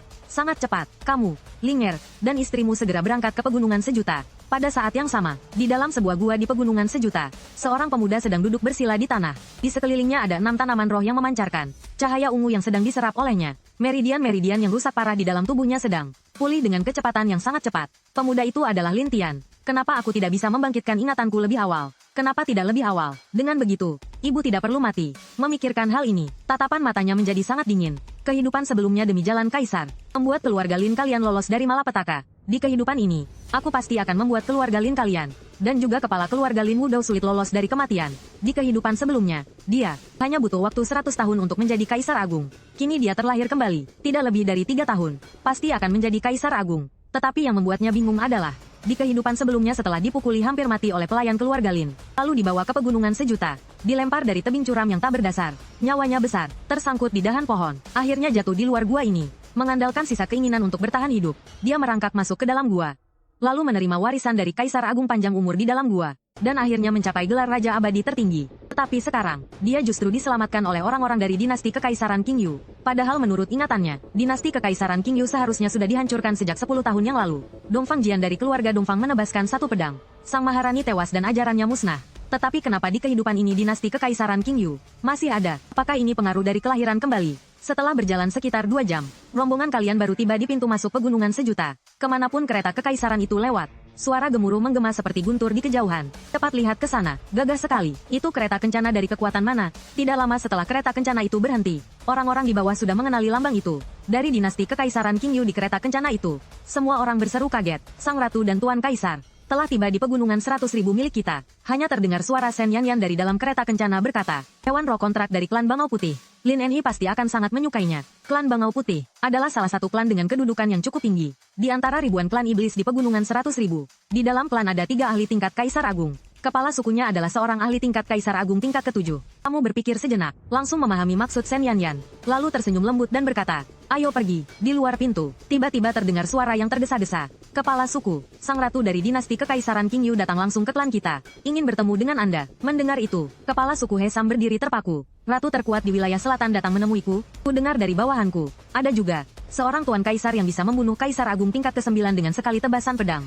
Setelah itu, di bawah pimpinan kepala suku, kamu pun mengikuti Hesam. Pergi ke sebuah wilayah yang terbentuk dari pohon kuno. Sebatang pohon kuno setinggi 100 meter, langsung muncul di hadapan mata Lin Enhi yang berada dalam gendonganmu. Semakin terkejut dengan pohon raksasa di depannya. Pohon ini besar sekali. Pohon kuno itu bergoyang sedikit. Sejak kamu melangkah masuk ke tempat ini, ia sudah menyadarinya. Jika itu di masa lalu, jika ada manusia yang menerobos masuk, dia pasti akan mengusirnya. Tapi setelah merasakan aura di tubuhmu, dia tidak berani lagi. Itu adalah aura yang cukup untuk membuat jiwa di lubuk hati yang terdalam pun gemetar. Saat dia menatap matamu, dia seolah melintasi ruang dan waktu, pergi ke tempat yang dipenuhi kegelapan. Di sana, dia merasakan dingin yang belum pernah ada sebelumnya. Kesepian dan ketakutan yang menusuk tulang. Untungnya dia tidak merasakan niat membunuh darimu. Setelah mendengar perkataanmu, dia pun merasa lega. Ternyata kamu datang untuk mencari hewan roh untuk putrimu. Ayah, lihat ini. Banyak sekali hewan rohnya. Begitu melihat sekumpulan hewan roh yang tenang di pohon tua, Lin Enhi langsung menunjukkan kegembiraannya.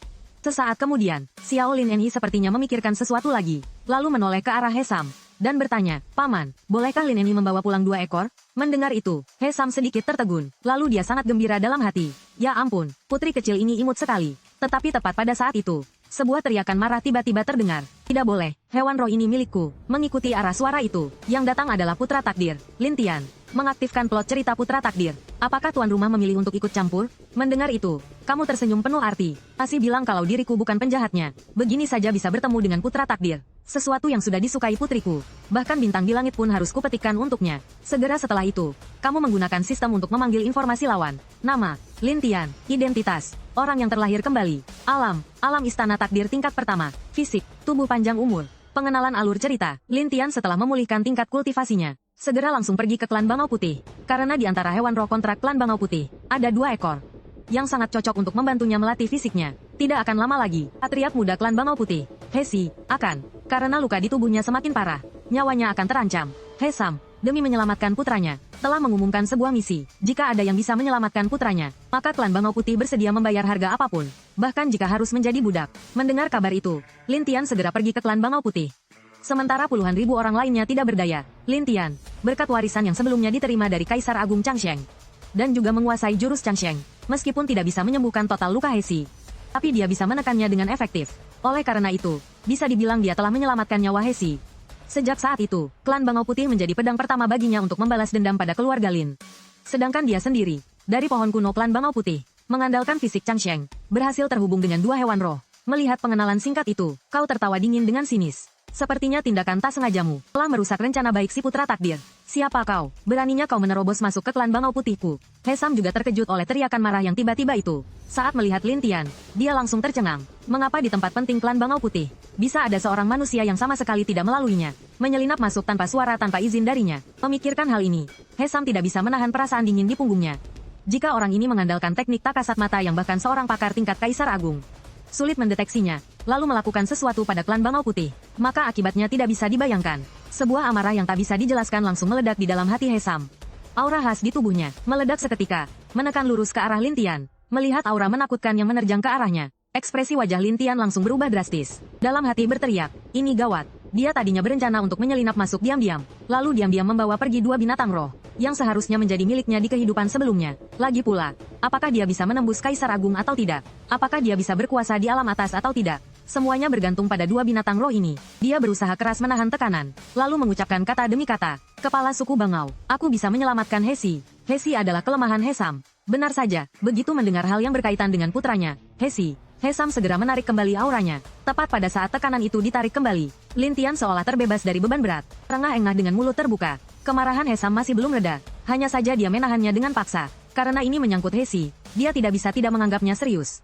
Sebelum memasuki tanah terlarang, untuk menunjukkan niat baik kepada suku Bangau Putih, kau telah memberikan sebutir pil obat kepada Hesi. Setelah dia memberikannya kepada Hesi yang sedang koma, putranya itu ternyata sadar kembali. Terlebih lagi, saat ini dia mengandalkan kekuatan pil 10 putaran kembali ke 1 untuk menyembuhkan luka permanen yang disebabkan oleh kebangkitan tubuh suci. Tetapi sekarang orang ini malah berkata bisa menyelamatkan Hesi. Sejak kebangkitan tubuh suci ratusan tahun yang lalu, Hesi sangat jarang menunjukkan diri. Seorang manusia yang baru berusia belasan tahun ternyata tahu tentang Hesi. Untuk memperjelas kebenaran masalah ini, kepala suku terpaksa menahan amarahnya dan bertanya baik-baik. Lin Tian baru saja memulihkan tenaganya. Sudah menatap tajam Ling'er dalam pelukanmu. Niat membunuh terlihat jelas. Semua ini karena gadis sialan ini tidak mengambil yang lain, malah bersikeras merebut apa yang menjadi milikku. Melihat niat membunuh samar yang terpancar dari Lin Tian, kau sedikit mengernyitkan dahi. Anak ini tidak bisa dibiarkan hidup lagi. Mendapatkan sedikit waktu untuk mengatur napas, Lin Tian perlahan berdiri. Luka Hesi, aku bisa menyembuhkannya. Tepat pada saat itu, guntur tiba-tiba bergemuruh di langit. Hanya terlihat di langit muncul sebuah titik hitam kecil yang kemudian menyebar ke segala arah. Di dalam lapisan awan hitam, petir 3 warna menyambar, mengumpulkan kekuatan dan siap meledak. Setelah melihat dengan jelas fenomena aneh itu, semua orang terkejut dan ketakutan. Seseorang dari klan Bangau Putih sedang melewati ujian kaisar, dan itu adalah ujian kaisar 3 warna. Di bawah pohon kuno, ketika kepala klan Hesam melihat dengan jelas sosok orang itu di langit, dia berteriak tidak percaya, itu si Er. Sementara Lin Tian yang berdiri di sampingnya, hanya berdiri terpaku di tempat menatap sosok itu. Sama sekali tidak mungkin, mengingat kata-kata yang baru saja diucapkannya. Tanpa sadar dia menggemeretakkan giginya. Kenapa orang yang sekarat bisa menerobos menjadi Kaisar Agung, memicu ujian kaisar saat ini juga? Jelas-jelas dia sudah diambang kematian. Bukankah seharusnya dia pingsan tidak sadarkan diri saat ini? Melihat perhatian semua orang tersedot ke langit, tanpa basa-basi, Lin Tian mematri wajah gadis kecil di pelukanmu ke dalam benaknya. Tangannya menyelinap ke belakang punggungnya, dengan tegas mengeluarkan sebuah jimat pelarian. Itu adalah jimat yang bisa langsung berteleportasi sejauh 10.000 mil. Kalau tidak lari sekarang, mau kapan lagi? Sekarang kelemahan Hesam sudah tidak ada lagi. Jika dia tetap di sini, nasibnya pasti tidak akan berakhir baik. Saat jimat itu diaktifkan, matamu bergerak sedikit, melihat Lin Tian menghilang di tempat seolah-olah lenyap. Kau dengan tenang menurunkan gadis kecil di pelukanmu, lalu berjongkok dan mengelus kepalanya. Ling'er, ayah pergi sebentar untuk melakukan sesuatu. Ayah akan segera kembali. Kamu tunggu di sini dengan baik ya. Mendengar itu, Ling'er mengangguk pelan, menjawab dengan patuh. Kalau begitu, ayah cepat kembali ya. Lihat pilihan yang muncul di depan mata. Dalam hatimu kau menggumamkan satu kata, intervensi. Awalnya kau sama sekali tidak ingin terlibat dalam urusan merepotkan ini. Mau itu anak keberuntungan, ataupun anak takdir, tidak masalah. Kau juga tidak ingin menjadi orang jahat, apalagi terlibat dalam masalah yang tidak perlu. Tapi lawanmu ini benar-benar salah. Dia berani menunjukkan niat membunuh terhadap putrimu. Pilihan diaktifkan. Pilihan 1. Ampuni si anak takdir. Biarkan dia berkembang. Hadiah. Putrimu akan terus-menerus menghadapi masalah. Pilihan 2. Bertindak kejam dan musnahkan dia. Jangan beri kesempatan untuk berkembang. Hadiah. Gentaro kecil penakluk hewan. Melihat kedua pilihan yang ada di depan mata, kau sedikit terdiam. Apa aku punya pilihan lain? Kau langsung memilih opsi kedua. Menerima artefak kaisar. Gentaro kecil penakluk hewan. Biasanya digunakan untuk mengendalikan hewan roh tingkat rendah. Di dalamnya juga tersembunyi hukum penjinakan hewan. Dapat mengendalikan kesadaran hewan roh. Memaksanya menandatangani kontrak tuan pelayan. Kau menggelengkan kepala tak bisa berkata-kata. Sesaat kemudian, sosokmu melesat. Seluruh tubuhmu pun menghilang dari tempat itu. 10.000 mil di luar pegunungan 100.000. Sosok Lin Tian tiba-tiba muncul. Dia melirik ke sekeliling tempat yang asing itu. Dia menyeka noda darah di sudut mulutnya, seolah beban berat telah terangkat. Akhirnya aku berhasil kabur. Hei Sam sialan itu, tunggu sampai aku memulihkan kultivasiku. Aku pasti akan membuatmu merasakan bagaimana rasanya ditindas. Dan juga bocah perempuan yang merebut kesempatanku itu. Tunggu sampai kultivasiku pulih. Aku pasti akan memberimu pelajaran. Tepat saat dia sedang bergumam, sosokmu telah muncul di belakangnya. Bicarakan itu di kehidupan selanjutnya. Tiba-tiba mendengar suara dari belakang. Lin Tian langsung menoleh. Tetapi sebelum dia selesai bicara, seluruh tubuhnya meledak menjadi kabut darah. Setelah membunuh anak takdir, Lin Tian, kau langsung kembali ke sisi Linger, karena keributan dari kesengsaraan kali ini agak besar. Jadi, tidak sedikit pakar kuat ras iblis yang bersembunyi jauh di dalam pegunungan 100.000. Semuanya muncul satu persatu. Setelah mengetahui bahwa yang melewati kesengsaraan Kaisar adalah anggota klan Bangau Putih. Semua orang berlomba-lomba untuk datang berkunjung lebih dulu. Sementara Hesi, setelah selesai melewati kesengsaraannya, mengetahui bahwa pil obat yang kau berikan telah menyelamatkan nyawanya, juga secara pribadi datang untuk mengucapkan terima kasih. Kau tidak banyak bicara, lagi pula ini hanyalah sebuah transaksi. Setelah menyelesaikan semua urusan, rombongan kalian pun berangkat pulang. Kau mengeluarkan lonceng kecil yang diberikan oleh sistem penjinak monster, memasangkannya di pergelangan tangan kecil Linger. Cleaning, gadis kecil itu sangat menyukainya, terus menggoyangkan tangannya. Lonceng kecil itu juga mengeluarkan suara jernih yang sangat merdu didengar. Benda apa ini? Melihatmu lagi-lagi mengeluarkan benda aneh entah dari mana. Sen Yanyan bertanya dengan ragu. Sebenarnya dia sudah lama ingin bertanya tentang benda-benda kecil di tubuh Linger. Dan juga harta karun aneh yang selalu kau keluarkan entah dari mana. Saat ini, Sen Yanyan tiba-tiba teringat sesuatu. Karena setiap kali dia mengganggumu, kau selalu keceplosan mengatakan satu kalimat. Di kampung halamanku, yang kau lakukan itu namanya percobaan pembunuhan terhadap suami. Kampung halamanmu. Ya, dia melirikmu sekilas. Terlihat sedikit ragu-ragu. Selama bertahun-tahun ini, dia belum pernah mendengarmu menyinggung soal kampung halaman. Jadi dia tiba-tiba merasa sedikit penasaran. Ingin mencoba bertanya, tetapi takut menyinggung kisah sedihmu. Kampung halamanku. Ya, mendengar separuh kalimat pertamanya. Kenangan yang sudah sangat lama terkubur dalam benakmu tiba-tiba muncul kembali. Di mana kampung halamanmu? Apakah indah? Nanti kalau ada kesempatan, bisakah kau membawaku ke sana? Mengingat kembali rupa kampung halamannya. Itu adalah kisah dari waktu yang sangat lama sekali. Kau mengangguk pelan. Dengan nada yang sangat lembut kau berjanji. Tentu saja boleh. Tempat itu berada di tempat yang sangat jauh. Tetapi dunia ini begitu luas. Kampung halamanku di antara jutaan dunia ini kecil bagaikan sebutir debu. Kapan aku bisa menemukan jalan pulang? Bahkan kau sendiri pun tidak tahu. Berbagai perasaan muncul di dalam hati. Kau pun tak bisa menahan diri untuk berkomentar lagi. Tepat pada saat itu juga, mata Linger yang ada dalam dekapanmu tiba-tiba berbinar. Dia buru-buru menarik-narik lengan bajumu. Di sebelah sana ada sesuatu. Sen Yanyan dan kau pun melihat ke arah yang ditunjuk oleh gadis kecil itu. Dia tidak menemukan sesuatu yang aneh. Sedangkan kau sedikit mengernyitkan dahi. Sebuah energi pedang. Dan arah itu adalah sekte pedang Wenxin. Yang mulia putri, ramai sekali orang di sini. Sen Qingqing dan pelayannya, Xiao Ya, mengikuti arah pilar cahaya pengumpul jiwa, tiba sedikit terlambat. Saat ini, di sekitar pilar cahaya pengumpul jiwa di alam rahasia, para murid dari berbagai sekte pedang telah berkumpul. Fenomena aneh seperti ini juga baru pertama kali mereka lihat. Semua orang berpikir, toh mereka masuk ke alam rahasia ini menggunakan roh ilahi.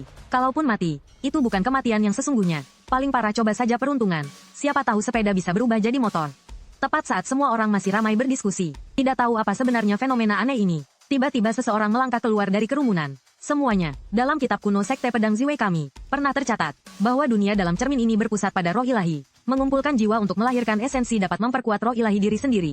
Kalau dipikir-pikir, pilar cahaya ini adalah fenomena aneh, yang tercatat dalam kitab kuno sekte pedang Ziwei kami. Bola-bola cahaya yang terkondensasi dan melayang itu, adalah apa yang disebut sebagai esensi jiwa, dalam kitab kuno.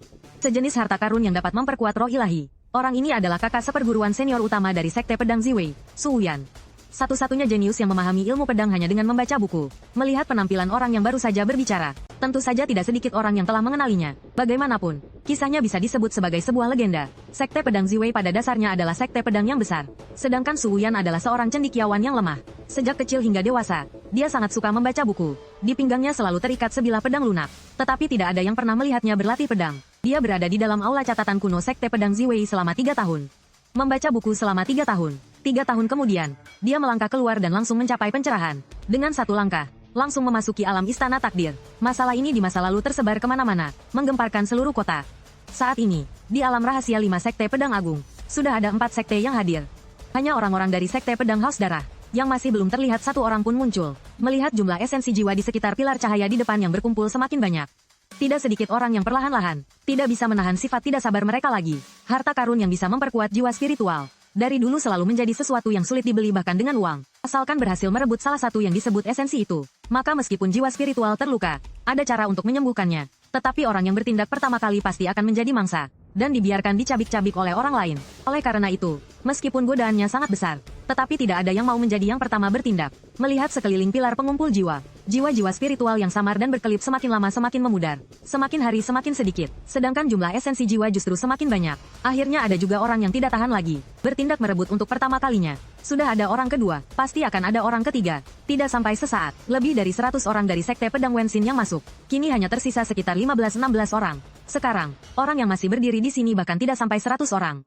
Melihat situasi di depan mata tidak baik, jumlah murid yang bertindak semakin banyak. Kakak senior Sekte Pedang Haoran, Jun Ruyan, dan kakak senior Sekte Pedang Wensin, Gu Chengfeng, masing-masing kembali ke pihak mereka untuk memimpin situasi secara keseluruhan. Sedangkan Su Wuyan dari Sekte Pedang Ziwei memimpin murid-murid Sekte Pedang Ziwei untuk memperebutkan benda yang disebut esensi itu.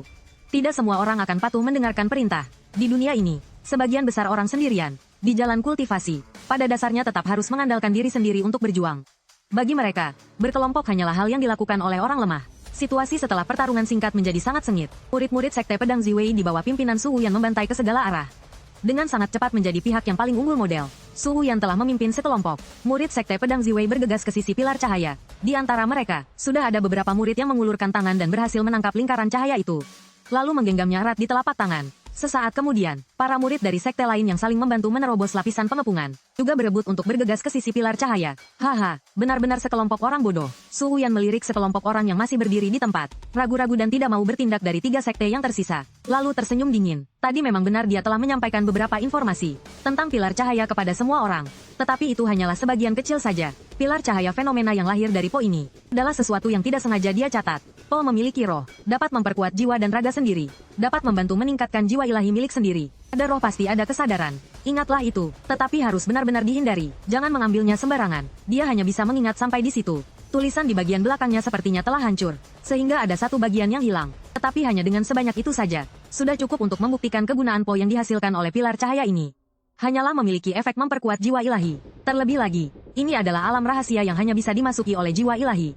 Jadi meskipun jiwa ilahi terluka, juga tidak akan benar-benar mati. Hanya perlu memulihkan diri untuk sementara waktu dan akan baik-baik saja. Terlebih lagi, alam rahasia ini sudah terbuka selama bertahun-tahun, dan belum pernah terjadi apa-apa. Jadi dia berpikir, kalimat di belakangnya mungkin ingin mengingatkannya, untuk tidak mengambil terlalu banyak. Karena itu dia menasihati para murid yang telah mendapatkan Po, hanya boleh mengambil satu saja, lalu mengulurkan tangannya untuk mengambil satu Po yang paling dekat dengannya. Tepat di saat dia menyentuh Po itu, di sekitar pilar pengumpul jiwa tiba-tiba muncul gelombang cahaya darah yang mengerikan.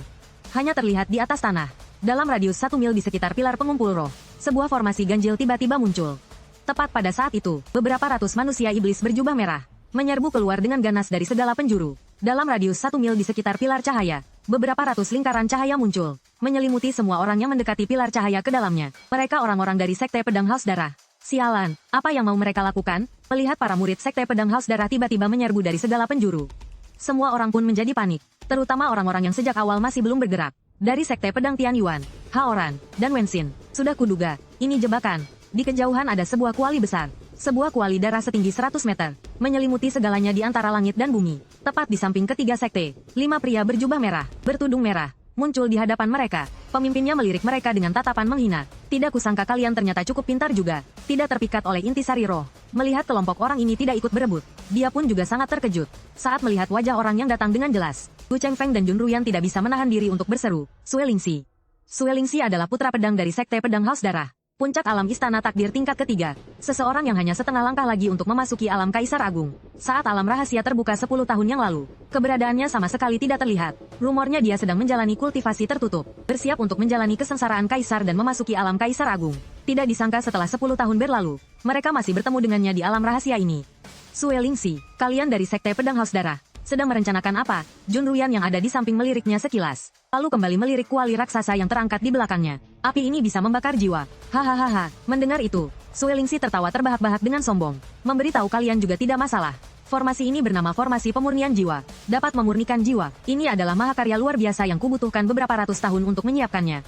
Mendengar itu, di wajah Gu Chengfeng dan Jun Ruyan, keduanya menunjukkan ekspresi terkejut. 100 tahun yang lalu, ketika Sue Lingxi baru saja memasuki alam rahasia, dia menemukan sebuah gua kediaman yang tersembunyi dengan sangat baik, dan mendapatkan sebuah cincin di dalam gua kediaman itu. Tak disangka di dalam cincin itu tersimpan Sesosok jiwa yang telah mati selama puluhan ribu tahun. Begitu dia mengambil cincin itu, lalu memakainya di tangannya, jiwa itu pun terbangun. Arwah kakek tua itu berkata kepadanya, bahwa dia berasal dari dunia atas. Di kehidupan sebelumnya adalah seorang raja abadi yang perkasa dari dunia atas. Setelah itu, berkat bantuan raja abadi itu, dia berhasil melewati semua rintangan. Dari seorang murid biasa, hanya dalam waktu 10 tahun yang singkat, menjadi kakak seperguruan senior dari Sekte Pedang Haus Darah. Ada tahun saat dia melangkah ke ranah Istana Takdir, arwah kakek tua misterius itu tiba-tiba memberinya sebuah permintaan, yaitu untuk membangkitkannya kembali. Dia tertegun, orang yang sudah mati selama bertahun-tahun, masih bisa hidup kembali. Kakek tua itu berkata lagi padanya, di tempat ini tentu saja tidak bisa membangkitkanku. Tetapi di dunia itu masih ada kesempatan. Setelah itu, dia secara singkat memperkenalkan dunia di dalam cermin kepadanya.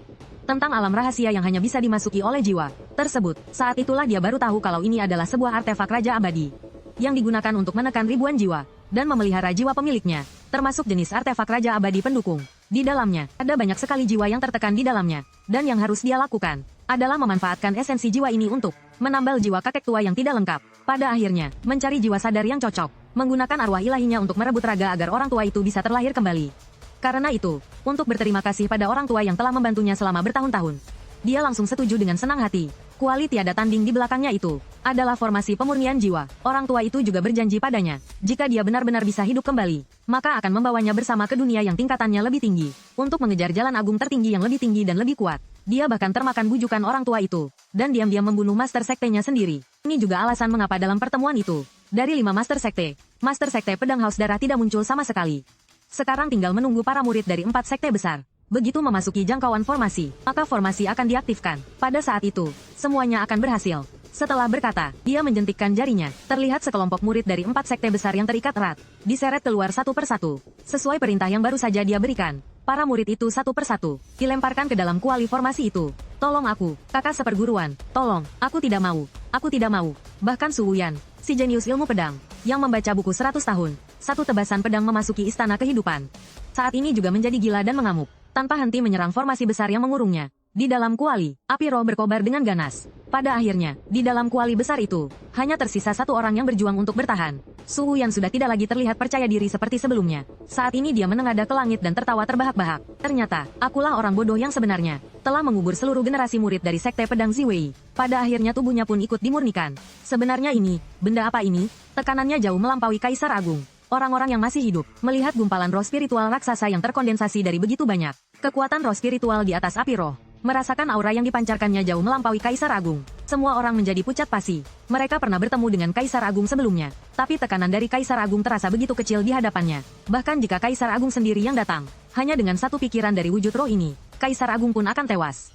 Menatap ke langit, pria tua yang bernama Tetua Dong itu sedang memancarkan aura yang familiar. Teham Han Han tidak bisa menahan rasa curiganya. Bagaimana mungkin dewa bisa muncul di dunia ini? Alam Kaisar Agung sudah menjadi puncaknya. Dewa adalah tingkat eksistensi yang sama sekali berbeda. Dewa menggunakan mutiara pengumpul roh untuk mengumpulkan ribuan roh dari langit dan bumi, mengubahnya menjadi pilar pengumpul roh untuk memulihkan diri. Di alam atas, hal spiritual seperti ini sangat umum terjadi. Tapi masalahnya adalah, di tubuh orang itu muncul jimat-jimat darah, dan juga tulisan-tulisan kuno, berkumpul di sekitar pria tua itu dan terus berputar tanpa henti. Melihat pemandangan itu, Teham Han Han tiba-tiba sangat terkejut, seolah baru saja mengingat sesuatu. Sialan, kenapa ini malah dewa jahat yang mengerikan? Dalam sekejap mata, dia bergegas berbalik dan bertanya pada Cetua Pong. Kakak senior, apa ada cara untuk keluar dari alam rahasia ini? Mendengar itu, Cetua Pong sedikit tertegun, lalu segera menjawab ada. 1. Terluka parah hingga sekarat. 2. Menunggu selama 7 hari.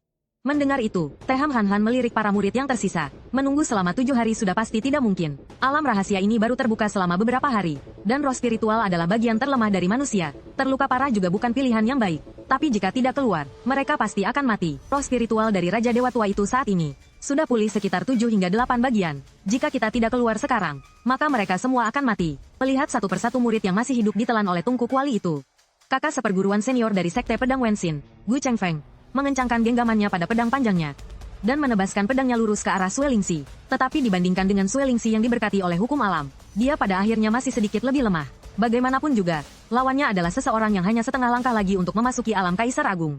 Sedangkan dia baru saja memasuki alam istana kehidupan tingkat 3, tepat di saat cahaya pedang akan mengenainya. Tubuh Gu Chengfeng terkena gelombang kejut yang dihasilkan oleh ledakan itu, terlempar ke belakang oleh gelombang kejut dari benturan tersebut. Tepat pada saat itu, suara Sam Qingqing yang jernih dan merdu tiba-tiba terdengar dari belakang.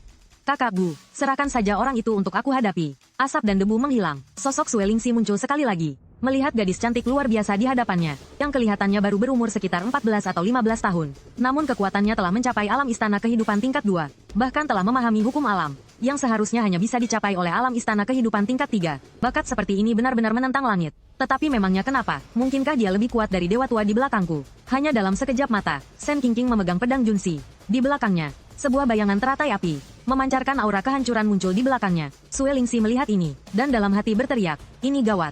Kenapa bocah ini begitu merepotkan? Segera setelah itu, dia mendorong pedangnya ke depan dengan kuat. Rune berwarna darah mengalir di tangannya. Terlihat di langit, beberapa aura pedang berwarna merah darah saling bersilangan dengan ganas. Beberapa teratai api kecil dalam sekejap berubah menjadi hujan pedang, melesat deras ke arah aura-aura pedang berwarna merah darah itu. Begitu menyentuh aura pedang, langsung berubah menjadi langit yang penuh dengan api terang. Suara ledakan terdengar di mana-mana. Di angkasa, api membara memenuhi langit. Benar-benar gadis yang hebat, melihat fenomena yang disebabkan oleh pertarungan antara Sen Qingqing dan Sue Lingxi. Kakak seperguruan senior dari Sekte Pedang Haoran, Jun Ruyan, melebarkan matanya. Melirik para murid, Sekte Pedang Haus Darah hampir sepenuhnya dibereskan. Dia berbalik dan berkata kepada para murid Sekte Pedang Haoran di belakangnya. Kalian cepat tinggalkan alam rahasia ini. Aku akan pergi membantu. Kakak seperguruan sulung, pergilah bersama kami. Kalau tidak pergi sekarang, nanti tidak akan sempat. Mereka semua sudah melihat dengan mata kepala sendiri. Aura mengerikan yang terpancar dari pria tua itu, sama sekali bukanlah sesuatu yang bisa mereka lawan.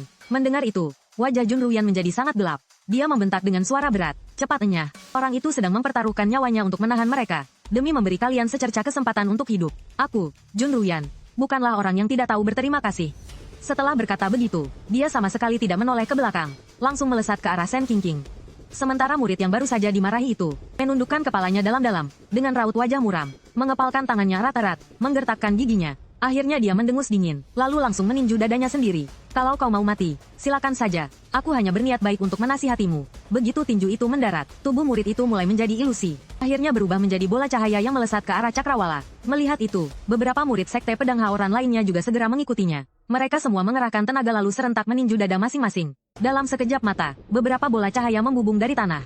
Tepat saat bola-bola cahaya yang tak terhitung jumlahnya itu akan menyentuh perisai di langit untuk meninggalkan tempat ini, sebuah pusaran darah merah menyala tiba-tiba muncul dari bawah. Daya isap yang sangat kuat memaksa bola-bola cahaya itu menyatu menjadi satu. Akhirnya semuanya tersedot ke dalam pusaran darah itu. Hahaha, kalian para bocah kecil, berani-beraninya bermimpi bisa lolos dari tangan raja ini dengan selamat. Terlihat seorang pria tua berjubah darah merah tua, sedang berdiri tegak di atas. Tangan kirinya memegang sebuah bola mustika. Dan pusaran yang baru saja menyedot bola-bola cahaya yang hendak kabur dari alam rahasia ke dalamnya. Tepat pada saat pria tua itu muncul, langsung berubah menjadi seberkas cahaya merah darah dan terbang lurus masuk ke dalam manik-manik di tangan orang tua itu. Melihat dirinya baru saja berjalan beberapa langkah, adik-adik seperguruannya telah diserang oleh orang tua licik itu, menggunakan sebuah pusaran untuk menyedot mereka semua ke dalam manik-manik. Kuan Nuyen sangat marah hingga urat-urat menonjol di wajahnya. Terlihat di belakangnya puluhan ribu aura pedang terkumpul, mengikuti gerakan dua jarinya yang teracung. Aura pedang ungu melilit seluruh tubuhnya. Dalam sekejap mata menebas lurus ke arah orang tua itu, melihat semut yang ada di bawahnya, mengerahkan segala cara untuk menebas ke arahnya. Sebuah tebasan yang membawa aura pedang tak terhitung itu. Orang tua itu menunjukkan ekspresi meremehkan. Dia hanya terlihat melotot ke arah kumpulan aura pedang itu. Seluruh aura pedang yang melesat maju langsung hancur berkeping-keping di udara. Di bawah sana, Kuan Nuyen melihat tebasan sekuat tenaganya, bahkan tidak bisa menyentuh lawannya sedikit pun. Seteguk darah esensi kembali menyembur keluar dari mulutnya. Dia memegangi dadanya, berusaha menahan rasa sakit, menatap sosok di langit sana. Seseorang yang seumur hidup ini, tidak akan pernah bisa ia gapai. Lalu tertawa mengejek dirinya sendiri. Inikah alam di atas Kaisar Agung yang melegenda itu? Jika masih ada kesempatan, aku juga ingin mencoba melangkah ke sana sekali saja. Kakak senior, apa impian kakak? Di hutan pedang Sekte Pedang Haoran, seorang gadis kecil berusia sekitar 4 atau 5 tahun, sedang memegang pedang kayu dengan ukiran yang indah, memasang kuda-kuda pedang, mengayunkan setiap jurus yang diajarkan oleh pemuda di sampingnya. Sambil berlatih pedang, ia bertanya. Pemuda itu merenung sejenak, lalu tersenyum dan menjawab, impian kakak adalah melindungi semua orang dengan baik. Hehe, aku juga sama. Saat aku besar nanti, aku juga ingin menjadi orang seperti kakak senior. Dalam sekejap, hutan pedang dipenuhi dengan tawa riang. Xiao, kakak seniormu ini, sepertinya akan mengingkari janjinya. Aku tidak bisa melindungi kalian dengan baik. Saat ini, Kuan Ruyan memejamkan kedua matanya erat-erat, bagaikan mayat hidup. Akhirnya tidak lagi memiliki kekuatan untuk menopang tubuhnya yang berat ini, dan jatuh tersungkur dengan keras. Dan pada saat ini, Wu Chengfeng bergegas mendekat, melihat pria tua yang sedang menggenggam erat di tangannya. Cahaya roh itu masih memancarkan aura lemah Kuan Ruyan. Kedua tangannya terkepal erat, bahkan Kuan Ruyan tidak bisa menggoyahkannya sedikit pun. Dia tidak punya cara untuk menghentikan semua ini, yang selama ini dikenal sebagai seorang pria terhormat dan elegan. Ini terlihat sedikit menyedihkan. Dia tidak mengerti kenapa seorang dewa muncul di tempat ini. Di hadapan dewa, aku khawatir mereka bahkan tidak sebanding dengan semut. Kakak seperguruan Bu, tepat pada saat ini, Sen Qingqing juga berhasil lolos dari gangguan Suelingxi. Dia datang selangkah lebih lambat lalu menoleh melihat sekeliling. Bahkan pelayan pribadinya, Xiao Ya, juga sudah tidak terlihat lagi. Hatinya tiba-tiba terasa sesak. Kakak seperguruan Bu, di mana Xiao Ya? Mendengar itu, Gu Chengfeng pun tersadar dari keterkejutannya tadi. Aku tidak melihatnya. Lalu di mana Kuan Ruyan? Sudah mati. Bagaimana mungkin? Lalu di mana Xiao Ya? Gadis bodoh itu tidak mungkin kenapa-kenapa, kan? Setelah berkata begitu, dia langsung berdiri untuk mencari Xiao Ya. Tepat saat dia hendak menyebarkan indera spiritualnya untuk mencari orang, terdengarlah suara konyol yang familiar dari depan. Yang mulia Tuan Putri, hamba di sini. Melihat sosok yang kebingungan di depan, dia baru bisa bernapas lega. Syukurlah gadis bodoh ini tidak apa-apa. Xiao yang menjelaskan, hamba melihat mereka berubah menjadi gumpalan cahaya dan terbang pergi. Lalu ditangkap oleh makhluk jahat pemakan manusia itu. Jadi hamba langsung melarikan diri, berubah menjadi gumpalan cahaya dan terbang pergi. Lalu ditangkap oleh makhluk pemakan manusia. Apa-apaan ini semua? Tepat saat dia masih bingung, Gu Chengfeng yang baru saja sadar kembali pun angkat bicara. Dewa tua itu telah membawa semua murid secara paksa untuk meninggalkan alam rahasia ini. Tepat pada saat itu, sosok pria tua itu kembali muncul di langit. Dia memandang Sen Qingqing dengan ekspresi sangat terkejut dan berkata, tubuh Dao bawaan lahir. Begitu selesai berbicara, pria tua itu berkelebat dan menghilang di udara. Saat sosoknya muncul kembali, dia sudah berada tepat di depan Sen Qingqing. Melihat itu, Sen Qingqing tanpa basa-basi, api merah menyala di tubuhnya berkobar hebat. Tepat di saat pria tua itu hendak menangkapnya, dia buru-buru menarik tangan Xiao Ya di sampingnya, dan mundur cepat beberapa ratus langkah. Melihat itu, pria tua itu tersenyum dingin, dan tidak mengejarnya, melainkan hanya menatap Sen Qingqing yang menjauh dengan penuh minat. Entah apa yang sedang dia rencanakan. Tidak kusangka di sini aku bisa bertemu dengan tubuh Dao bawaan lahir yang telah bangkit. Benar-benar hebat. Pria tua itu menjilat bibirnya yang kering. Matanya menunjukkan keserakahan yang tidak disembunyikan. Itu adalah jenis fisik supernatural, yang selama 10.000 tahun ini di alam atas belum pernah muncul kembali, terlahir dekat dengan Dao. Jika aku bisa menelannya, jiwa suciku pasti akan pulih ke kondisi puncaknya. Mungkin aku bahkan bisa menembus batasan klan pemandu jiwa, yang selama ini tidak pernah bisa dilewati, yaitu ranah Kaisar Abadi. Untuk mencapai tingkat Kaisar Abadi yang sesungguhnya. Mengingat tahun itu, aku ditekan di tempat ini oleh Kaisar Abadi Hao Yu, dan dimurnikan selama 10.000 tahun. Jika bukan karena pertemuan tak terduga di masa lalu, secara tidak sengaja mendapatkan sebuah cincin tanpa nama yang bisa memelihara jiwa spiritual, maka aku khawatir orang tua ini sudah sejak lama dilebur oleh artefak pusaka milik Kaisar Abadi Hao Yu. Hingga tak bersisa, dan artefak Kaisar Abadi yang digunakan untuk meleburku itu, juga sudah lama hancur dalam pertempuran besar tahun itu, oleh Kaisar Abadi Hao Yu yang menggunakan jurus rahasia untuk memecahnya menjadi 5 keping, dan menyebarkannya ke dunia-dunia yang tak terhitung jumlahnya di alam bawah. Tujuannya adalah agar para iblis jahat yang dia tekan, selamanya terkurung di dalam dunia artefak Kaisar Abadi, tidak akan pernah bisa bangkit kembali. Tetapi hal yang tidak pernah dia duga sampai mati adalah, setelah dia tiada, kepingan-kepingan artefak Kaisar Abadi yang dia sebarkan ke alam bawah itu, ternyata semuanya diambil oleh orang lain.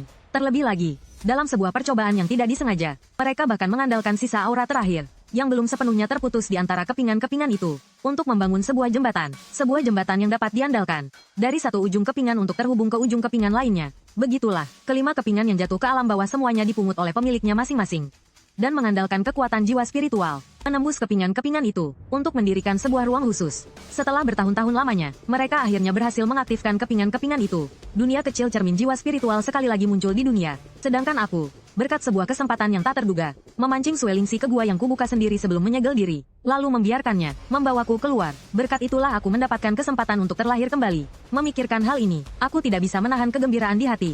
Tetapi kemudian terpikir bahwa ini hanyalah dunia jiwa spiritual. Meskipun aku menelannya, itu bukanlah tubuh yang utuh. Karena itu, aku mendapatkan sebuah ide yang sangat berani, yaitu pergi ke alam bawah tempat gadis ini tinggal, dan merebut raganya. Segera setelah itu, pria tua itu meremukkan sebuah kepingan giok. Jika terjadi sesuatu yang tidak terduga, aku bisa meremukkan setengah kepingan giok ini, untuk membangunkan aliran jiwa spiritual yang telah aku pisahkan, menghancurkan cermin teleportasi, dan memaksa mereka berteleportasi keluar.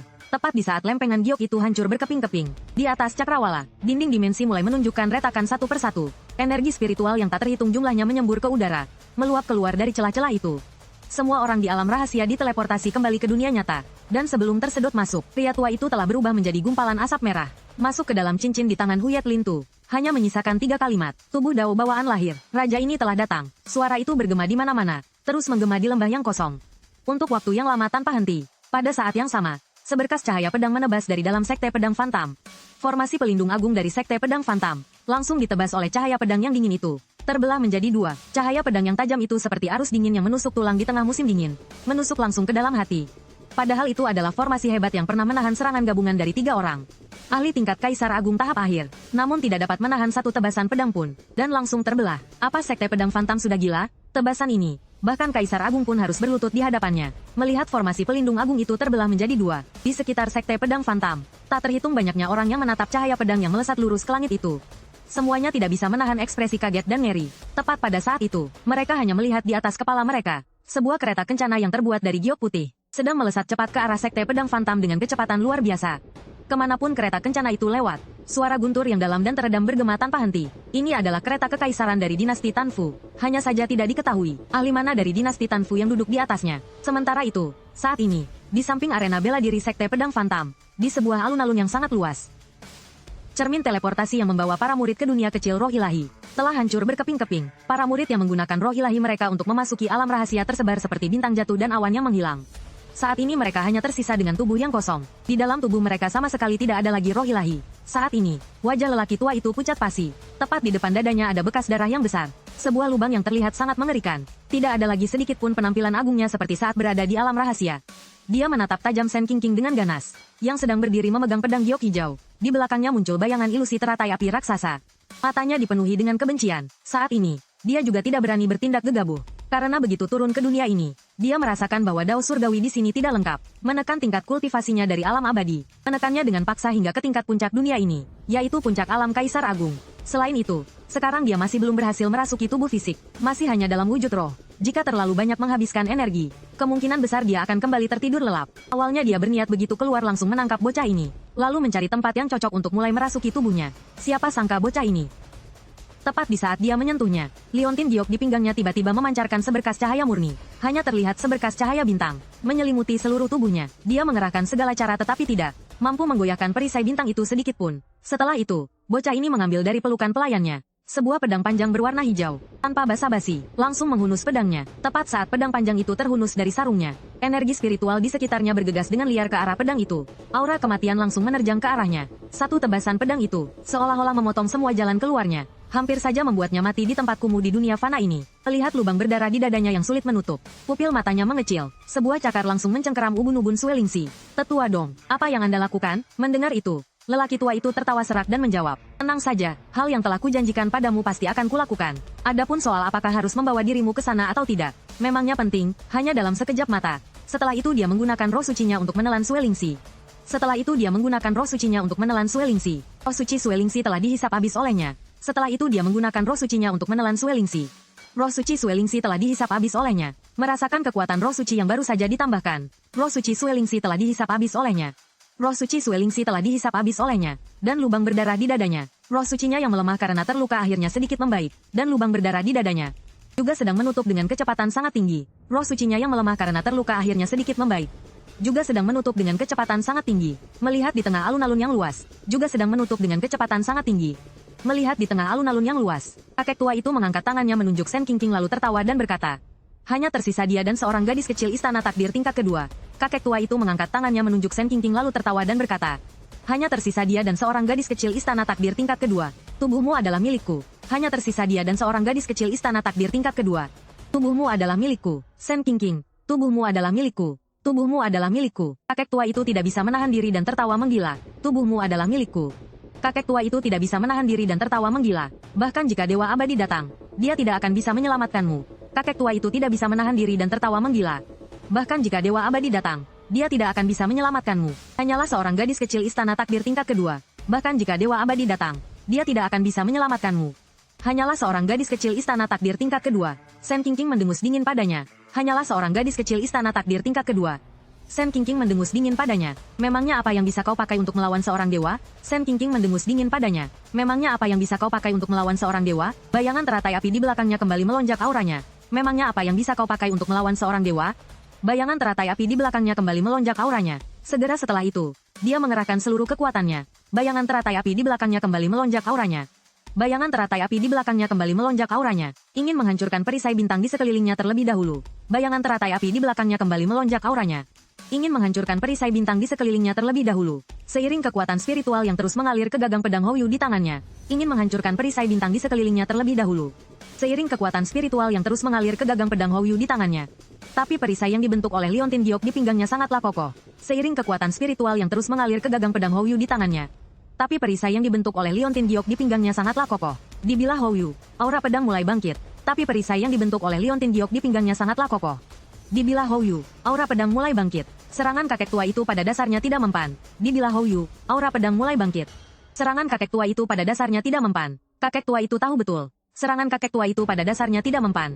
Serangan pria tua itu pada dasarnya tidak mempan sama sekali. Serangan biasa tidak berpengaruh apa-apa pada Sen Qingqing. Serangan biasa tidak berpengaruh apa-apa pada Sen Qingqing. Tepat saat pria tua itu sedang memutar otaknya untuk berpikir, serangan biasa tidak berpengaruh apa-apa pada Sen Qingqing. Dia pun menatap tajam pria tua itu. Dia pun menatap tajam pria tua itu. Jadi pria tua itu memutuskan untuk mencoba menggunakan serangan jiwa. Jadi pria tua itu memutuskan untuk mencoba menggunakan serangan jiwa. Tatapan matanya seolah sedang melihat orang yang sudah mati. Tatapan matanya seolah sedang melihat orang yang sudah mati. Pria tua itu tidak percaya. Pria tua itu tidak percaya. Karena dia tahu. Liontin Giok itu ternyata begitu luar biasa hebatnya. Liontin Giok itu ternyata begitu luar biasa hebatnya. Anggota keluarga yang paling menyayanginya akan segera tiba. Anggota keluarga yang paling menyayanginya akan segera tiba. Tidak hanya bisa menahan serangan fisik. Tidak hanya bisa menahan serangan fisik. Setelah beberapa kali mencoba, tetapi juga bisa menahan serangan jiwa. Pria tua itu akhirnya menyerah. Tetapi juga bisa menahan serangan jiwa. Niatnya untuk menggunakan cara curang miliknya. Hanya terlihat seberkas cahaya merah itu secara langsung. Langsung merasuki tubuh supernatural seperti miliknya dengan paksa. Menghancurkan energi pedang yang dipadatkan oleh Sen Qingqing. Jika sembarangan merasuki tubuh seperti ini, lalu melesat lurus ke arahnya dengan kekuatan yang tak terbendung. Menunggu nanti saat sisa jiwa leluhur dari klan pemandu jiwa. Gawat. Menunggu nanti saat sisa jiwa leluhur dari klan pemandu jiwa. Sen Qingqing yang melihat itu. Jauh di dalam garis keturunan generasi berikutnya bangkit. Jauh di dalam garis keturunannya terbangun. Menyadari bahwa dia berani melakukan hal semacam ini. Maka aku khawatir bahkan setelah mati pun dia tidak akan tenang. Melihat pemandangan itu, kakek tua itu mendongak dan tertawa gila. Aku sudah bilang, maka aku khawatir bahkan setelah mati pun dia tidak akan tenang. Hari ini, maka aku khawatir bahkan setelah mati pun dia tidak akan tenang. Karena itu, cara terbaik sekarang. Bahkan jika Kaisar Abadi datang pun tidak akan bisa menyelamatkanmu. Karena itu, cara terbaik sekarang adalah dengan perlahan-lahan menghabisi bocah di hadapanku ini. Bahkan jika Kaisar Abadi datang pun tidak akan bisa menyelamatkanmu. Kata terakhirnya belum sempat dia ucapkan. Adalah dengan perlahan-lahan menghabisi bocah di hadapanku ini. Menunggu sampai dia kehilangan kesadaran. Sebuah tandu giok datang dengan merobek ruang. Menunggu sampai dia kehilangan kesadaran. Lalu memanfaatkan sedikit celah di tubuhnya untuk merasukinya. Sebuah tandu giok datang dengan merobek ruang. Pada saat yang sama, sebuah suara menggema di seluruh langit dan bumi. Lalu memanfaatkan sedikit celah di tubuhnya untuk merasukinya. Memikirkan ini, kecepatan serangannya tiba-tiba meningkat drastis. Pada saat yang sama, sebuah suara menggema di seluruh langit dan bumi. Benarkah? Memikirkan ini, kecepatan serangannya tiba-tiba meningkat drastis. Tepat pada saat seberkas cahaya jiwa ilahi itu. Memikirkan ini, kecepatan serangannya tiba-tiba meningkat drastis. Jejak telapak tangan merah darah yang tak terhitung jumlahnya, hampir mengenai Sen Qingqing. Terus-menerus menghantam keras permukaan perisai spiritual. Hampir mengenai Sen Qingqing. Sosokmu tiba-tiba muncul di hadapan putrimu. Terus-menerus menghantam keras permukaan perisai spiritual.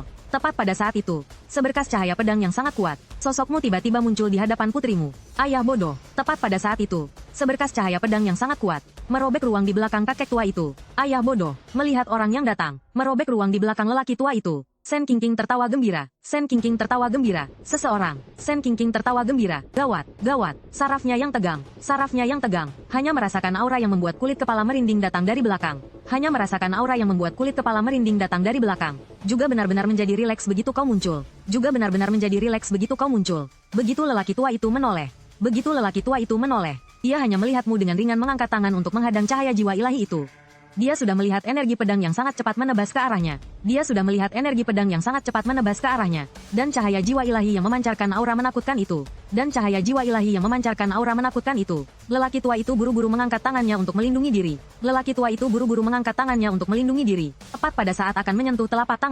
Tepat pada saat akan menyentuh telapak tanganmu.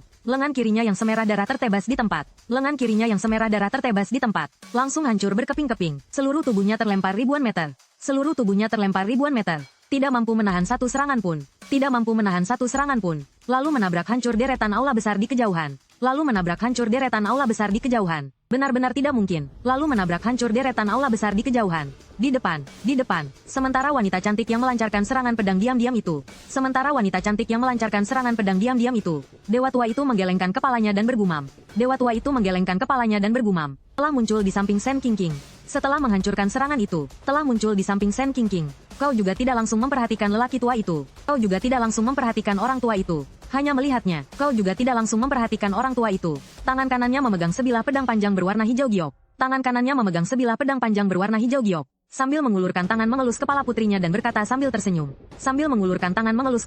dan berkata sambil tersenyum. Seluruh tubuhnya memancarkan aura dingin yang menusuk tulang.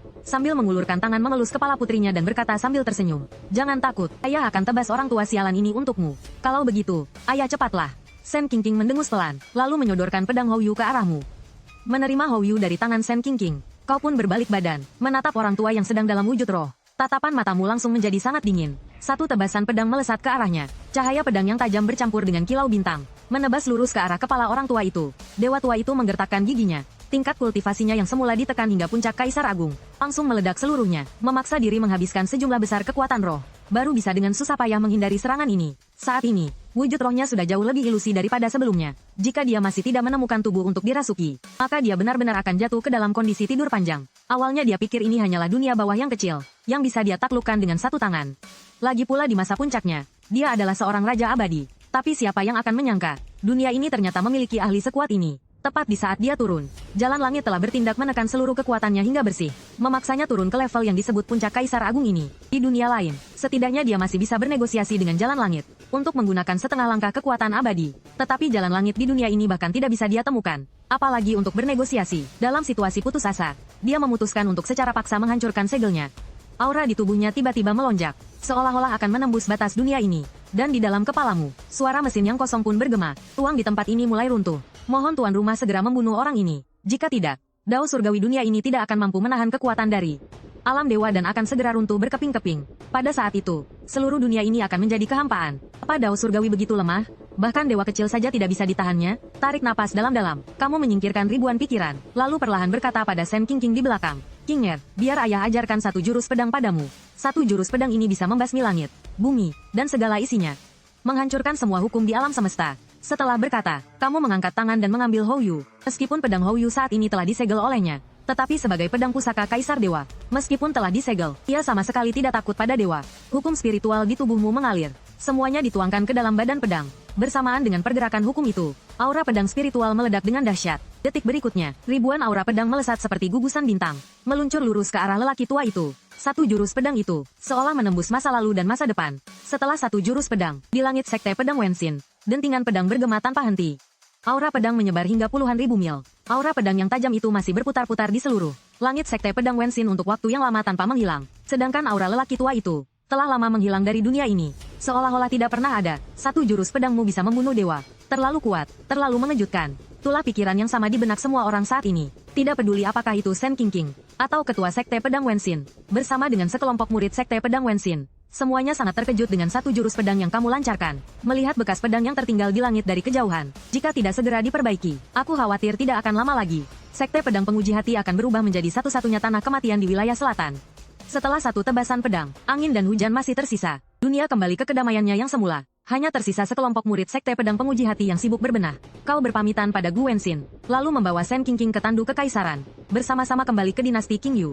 Dalam perjalanan, di dalam tandu kekaisaran terdengar suara ragu Sen Yanyan. Dia menatapmu lalu bertanya, apa kau bisa menebas dewa? Tebasan pedang yang kau lancarkan tadi, auranya sudah jauh melampaui Kaisar Agung biasa. Mendengar itu, kau hanya perlu menjawab dengan jujur. Sen Yanyan menatapmu. Untuk sesaat dia sedikit tertegun. Dewa, eksistensi macam apa itu? Jalan keabadian yang tercatat di dalam naskah kuno, dan juga jalan Kaisar, sudah lama menjadi samar dan tidak jelas di mata semua orang. Melihatmu mengiyakannya, Sang Maharani hampir pingsan karena terkejut. Apa yang telah kulakukan? Allah berhasil memikat seorang dewa untuk ikut pulang. Teringat saat pertama kali bertemu denganmu tahun itu. Lalu teringat bagaimana orang ini berpura-pura lemah untuk menipu yang kuat. Tidak hanya melukainya dengan parah, tapi juga mengambil kesempatan untuk merebut tubuhnya.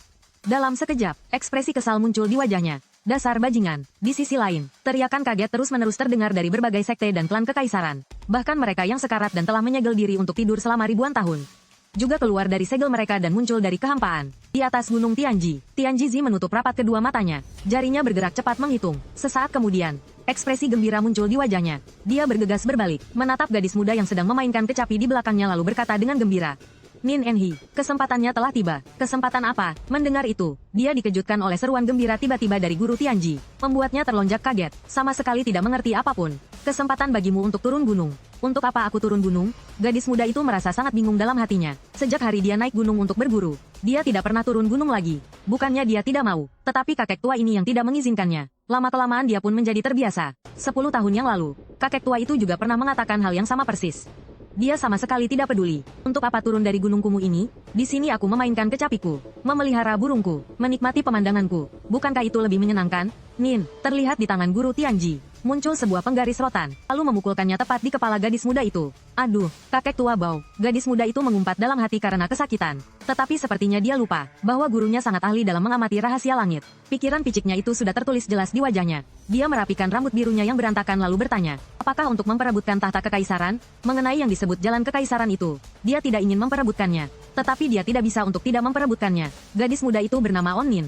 Dia adalah orang yang ditakdirkan berumur pendek. Terlahir dengan pembuluh nadi absolut. Ditakdirkan tidak akan hidup melewati usia 18 tahun.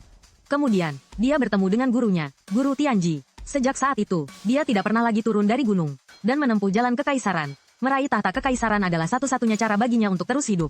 Karena dia membawa takdir kematian. Alasan dia bisa bertahan hidup sampai hari ini sepenuhnya berkat Tianjizi yang membantunya memperpanjang hidup. Permainan sitar pun berakhir. Dia berdiri, menyimpan sitar kuno ke dalam cincin penyimpanan, lalu menangkupkan tangan untuk memberi hormat kepada Tianjizi. Kalau begitu, saya pamit. Mendengar itu, Tianjizi mengangguk pelan, tidak mengatakan apapun, seolah-olah telah memberikan izin secara tersirat. Menurut legenda yang beredar, di Gunung Tianji ada seorang gadis Tianji, melangkah ke dunia fana, terjerat dalam debu duniawi, menoleh ke belakang setelah ribuan tahun berlalu. Gunung ini masihlah Gunung Tianji. Hanya saja Tianjizi dari masa lalu sudah tidak terlihat lagi. Tidak peduli apakah itu 9 klan kekaisaran agung di wilayah selatan, atau 3 wilayah lainnya, atau sekte dan faksi manapun. Di dalam klan, di dalam sekte, di dalam dinasti kekaisaran. Semuanya memiliki beberapa gelombang aura yang melesat lurus ke langit. Para ahli kuat yang sekarat dan telah menyegel diri selama bertahun-tahun. Semuanya mengeluarkan kartu truf terakhir mereka, untuk memperpanjang hidup mereka, karena jalan keabadian telah sunyi untuk waktu yang sangat lama. Baru saja tiba-tiba memancarkan secercah aura samar yang seolah ada dan tiada. Bukan hanya itu, bahkan aura jalan kekaisaran pun mulai bergetar. 1000 tahun yang lalu, Tianjizi pernah berkata bahwa Dao Langit tidaklah lengkap. Jalan kekaisaran dan jalan keabadian sangat sulit untuk muncul kembali. Ketika jumlah kaisar agung mencapai titik kritis, maka jalan keabadian akan muncul. Karena dunia ini sulit menampung begitu banyak kaisar agung. Jika mengikuti lintasan sebelumnya, maka begitu jalan keabadian muncul, dunia ini pasti akan musnah. Tapi sekarang Dao Langit yang baru telah muncul. Jalan kekaisaran dan jalan keabadian keduanya bisa terbuka. Oleh karena itu, dunia ini pun terhindar dari takdir kehancuran. Karena itu, mereka yang menyegel diri sendiri semuanya bangkit satu persatu. Para jenius tiada taraf ini. Setiap orang adalah putra kesayangan langit di sebuah era. Memiliki fisik yang tiada tanding. Sayangnya mereka lahir di waktu yang salah. Tepat di era saat Dao Langit tidak sempurna. Sehingga terpaksa harus menyegel diri sendiri, menunggu turunnya jalan kaisar. Sementara mereka yang telah lama mencapai puncak kaisar agung tingkat 9, hanya butuh setengah langkah lagi untuk memasuki alam abadi. Dan saat ini, di dalam klan Kaisar Timur, 3 leluhur dari keluarga Timur melihat, kompas di hadapan mereka tiba-tiba berputar. Di wajah mereka masing-masing, muncul secercah kegembiraan. Dongfang Kuang, yang mencapai kekaisaran dengan tubuh fisiknya, memukulkan kedua kepalan tangannya. Semangat bertarungnya berkobar-kobar. Sudah menunggu bertahun-tahun lamanya. Akhirnya jalan abadi akan segera turun. Dongfang Mencang tertawa dingin. Utang Dongfang Jian. Sudah waktunya untuk menagihnya kembali. Banyak peninggalan kuno yang telah lama sunyi selama bertahun-tahun.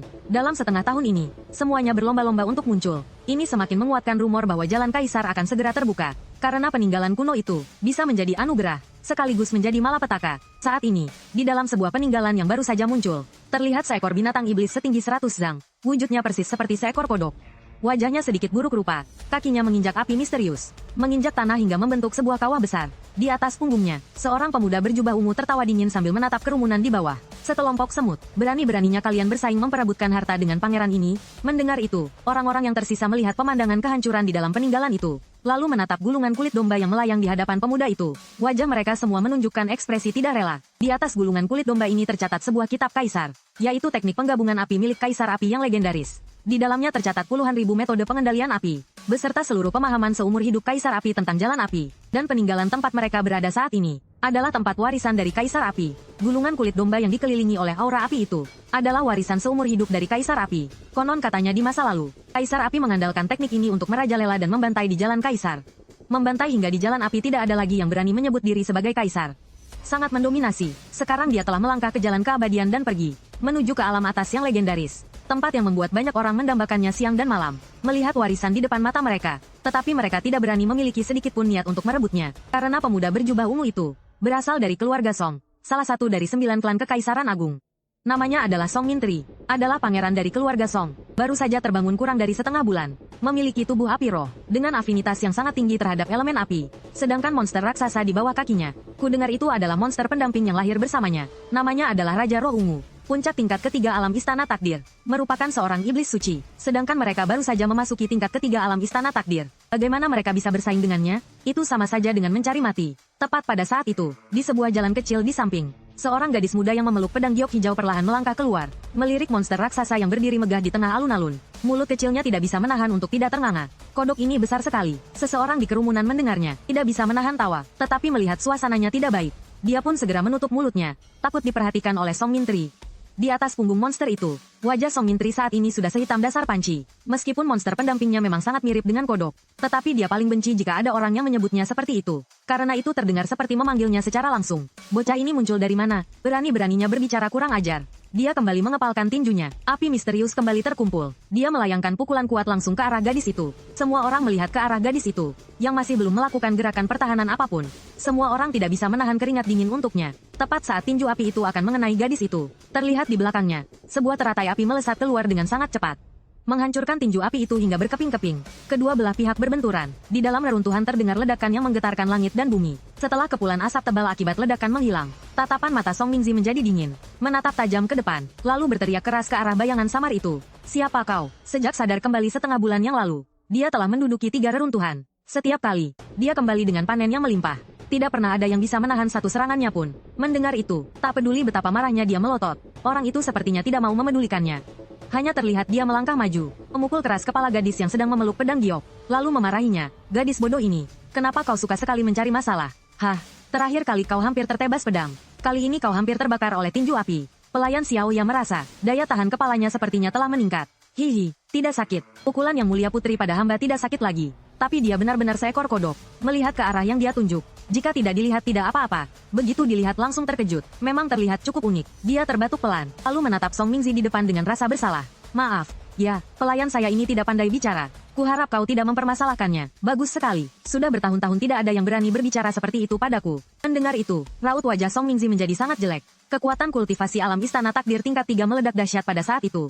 Melihat itu, melihat orang yang menerjang ke arahnya, Sen Qingqing merasa pusing. Awalnya dia tidak ingin terlibat lebih jauh di sini. Dia datang ke sini hanya ingin mencoba peruntungannya, melihat apakah bisa menemukannya atau tidak. Teknik pengendalian api kaisar api yang tak tertandingi. Seluruh tubuh Song Mingzi diselimuti oleh api. Di sekelilingnya melayang-layang simbol magis berwarna merah keemasan. Dia mengangkat tangannya dan melancarkan sebuah pukulan ke arah wanita itu. Tepat di saat pukulan itu akan mendarat di kepalanya, bayangan teratai api di belakangnya tiba-tiba bersinar terang. Beberapa sinar merah melesat keluar dari sana, langsung menembus tubuhnya. Seluruh tubuhnya pun seketika terlempar ke belakang. Mundur beberapa meter barulah dia bisa berdiri dengan tegak. Melihat itu, beberapa orang yang menonton di sekitar menunjukkan ekspresi terkejut. Tatapan mata mereka tertuju pada Sen Qingqing. Tidak ada seorang pun yang tidak dipenuhi dengan rasa kaget. Orang ini benar-benar kuat. Mungkinkah dia adalah seseorang yang menyegel diri dan baru saja dibangunkan oleh salah satu klan kaisar? Sementara di sampingnya, melihat tuannya terlempar, hewan roh pendamping itu segera mengaum marah pada Sen Qingqing. Api mistis di bawah kakinya bergejolak. Udara di sekitarnya seketika menjadi sangat panas. Sen Qingqing sama sekali tidak terburu-buru. Perlahan-lahan merapatkan kedua jarinya. Seberkas cahaya esensi terpancar dari ujung jarinya, memadat menjadi energi pedang. Sesuatu yang mengalir di ujung jarinya itu adalah kekuatan hukum alam yang sering kamu gunakan. Hukum spiritual. Melihat itu, melihat energi pedang dari cahaya esensi itu, menebas lurus ke arah hewan roh pendampingnya. Song Mingzi langsung terdiam di tempat, karena aura yang dipancarkan dari tebasan itu, membuatnya merasakan hawa dingin di punggungnya. Ang kakaibang tambalan ninyo ay muling. Là bữa rượu hôm nay, không chứa nổi vị đại Phật như tôi. Cô, tôi nói sai sao? Tôi nhớ 2 năm trước. Bibihira kang makakita ng tulad ninyo na hayagang naglalakbay. Ito na ang pinakamalapit na daan. Agad mo itong tinanggihan. Tổng Giám đốc Triệu, kahit medyo mabagal ang inyong pag-usad. Rõ ràng là Tô Đường. Ngunit sa sandaling iyon, thu hồi nó lại mà thôi. Kasabay ng pagkawala ng tinig. Để tiếp đãi khách hàng, dùng xe công vào việc riêng. Dahil ang mga hayop na may di pangkaraniwang kakayahan na binanggit ng kalooban ng mundo. Chiếc xe này tôi từng ngồi rồi, lại thành dùng xe công vào việc riêng. Cô cầm miệng lại, em mau nói với Tổng Giám đốc Triệu đi. Đây chỉ là mâu thuẫn nhỏ trong nội bộ công ty chúng ta thôi. Bigla kang may nakitang isang aninong itim at puti, na biglang sumulpot mula sa kawayanan. Dahil sa itim at puting balahibo nito, ibig sabihin, isa siyang taong nagbago ng anyo. Bạn học cũ như anh, tôi không trèo cao nổi đâu. Bạn học cũ như anh, tôi không trèo cao nổi đâu. Không có bất kỳ quan hệ gì nữa. Và công ty của anh,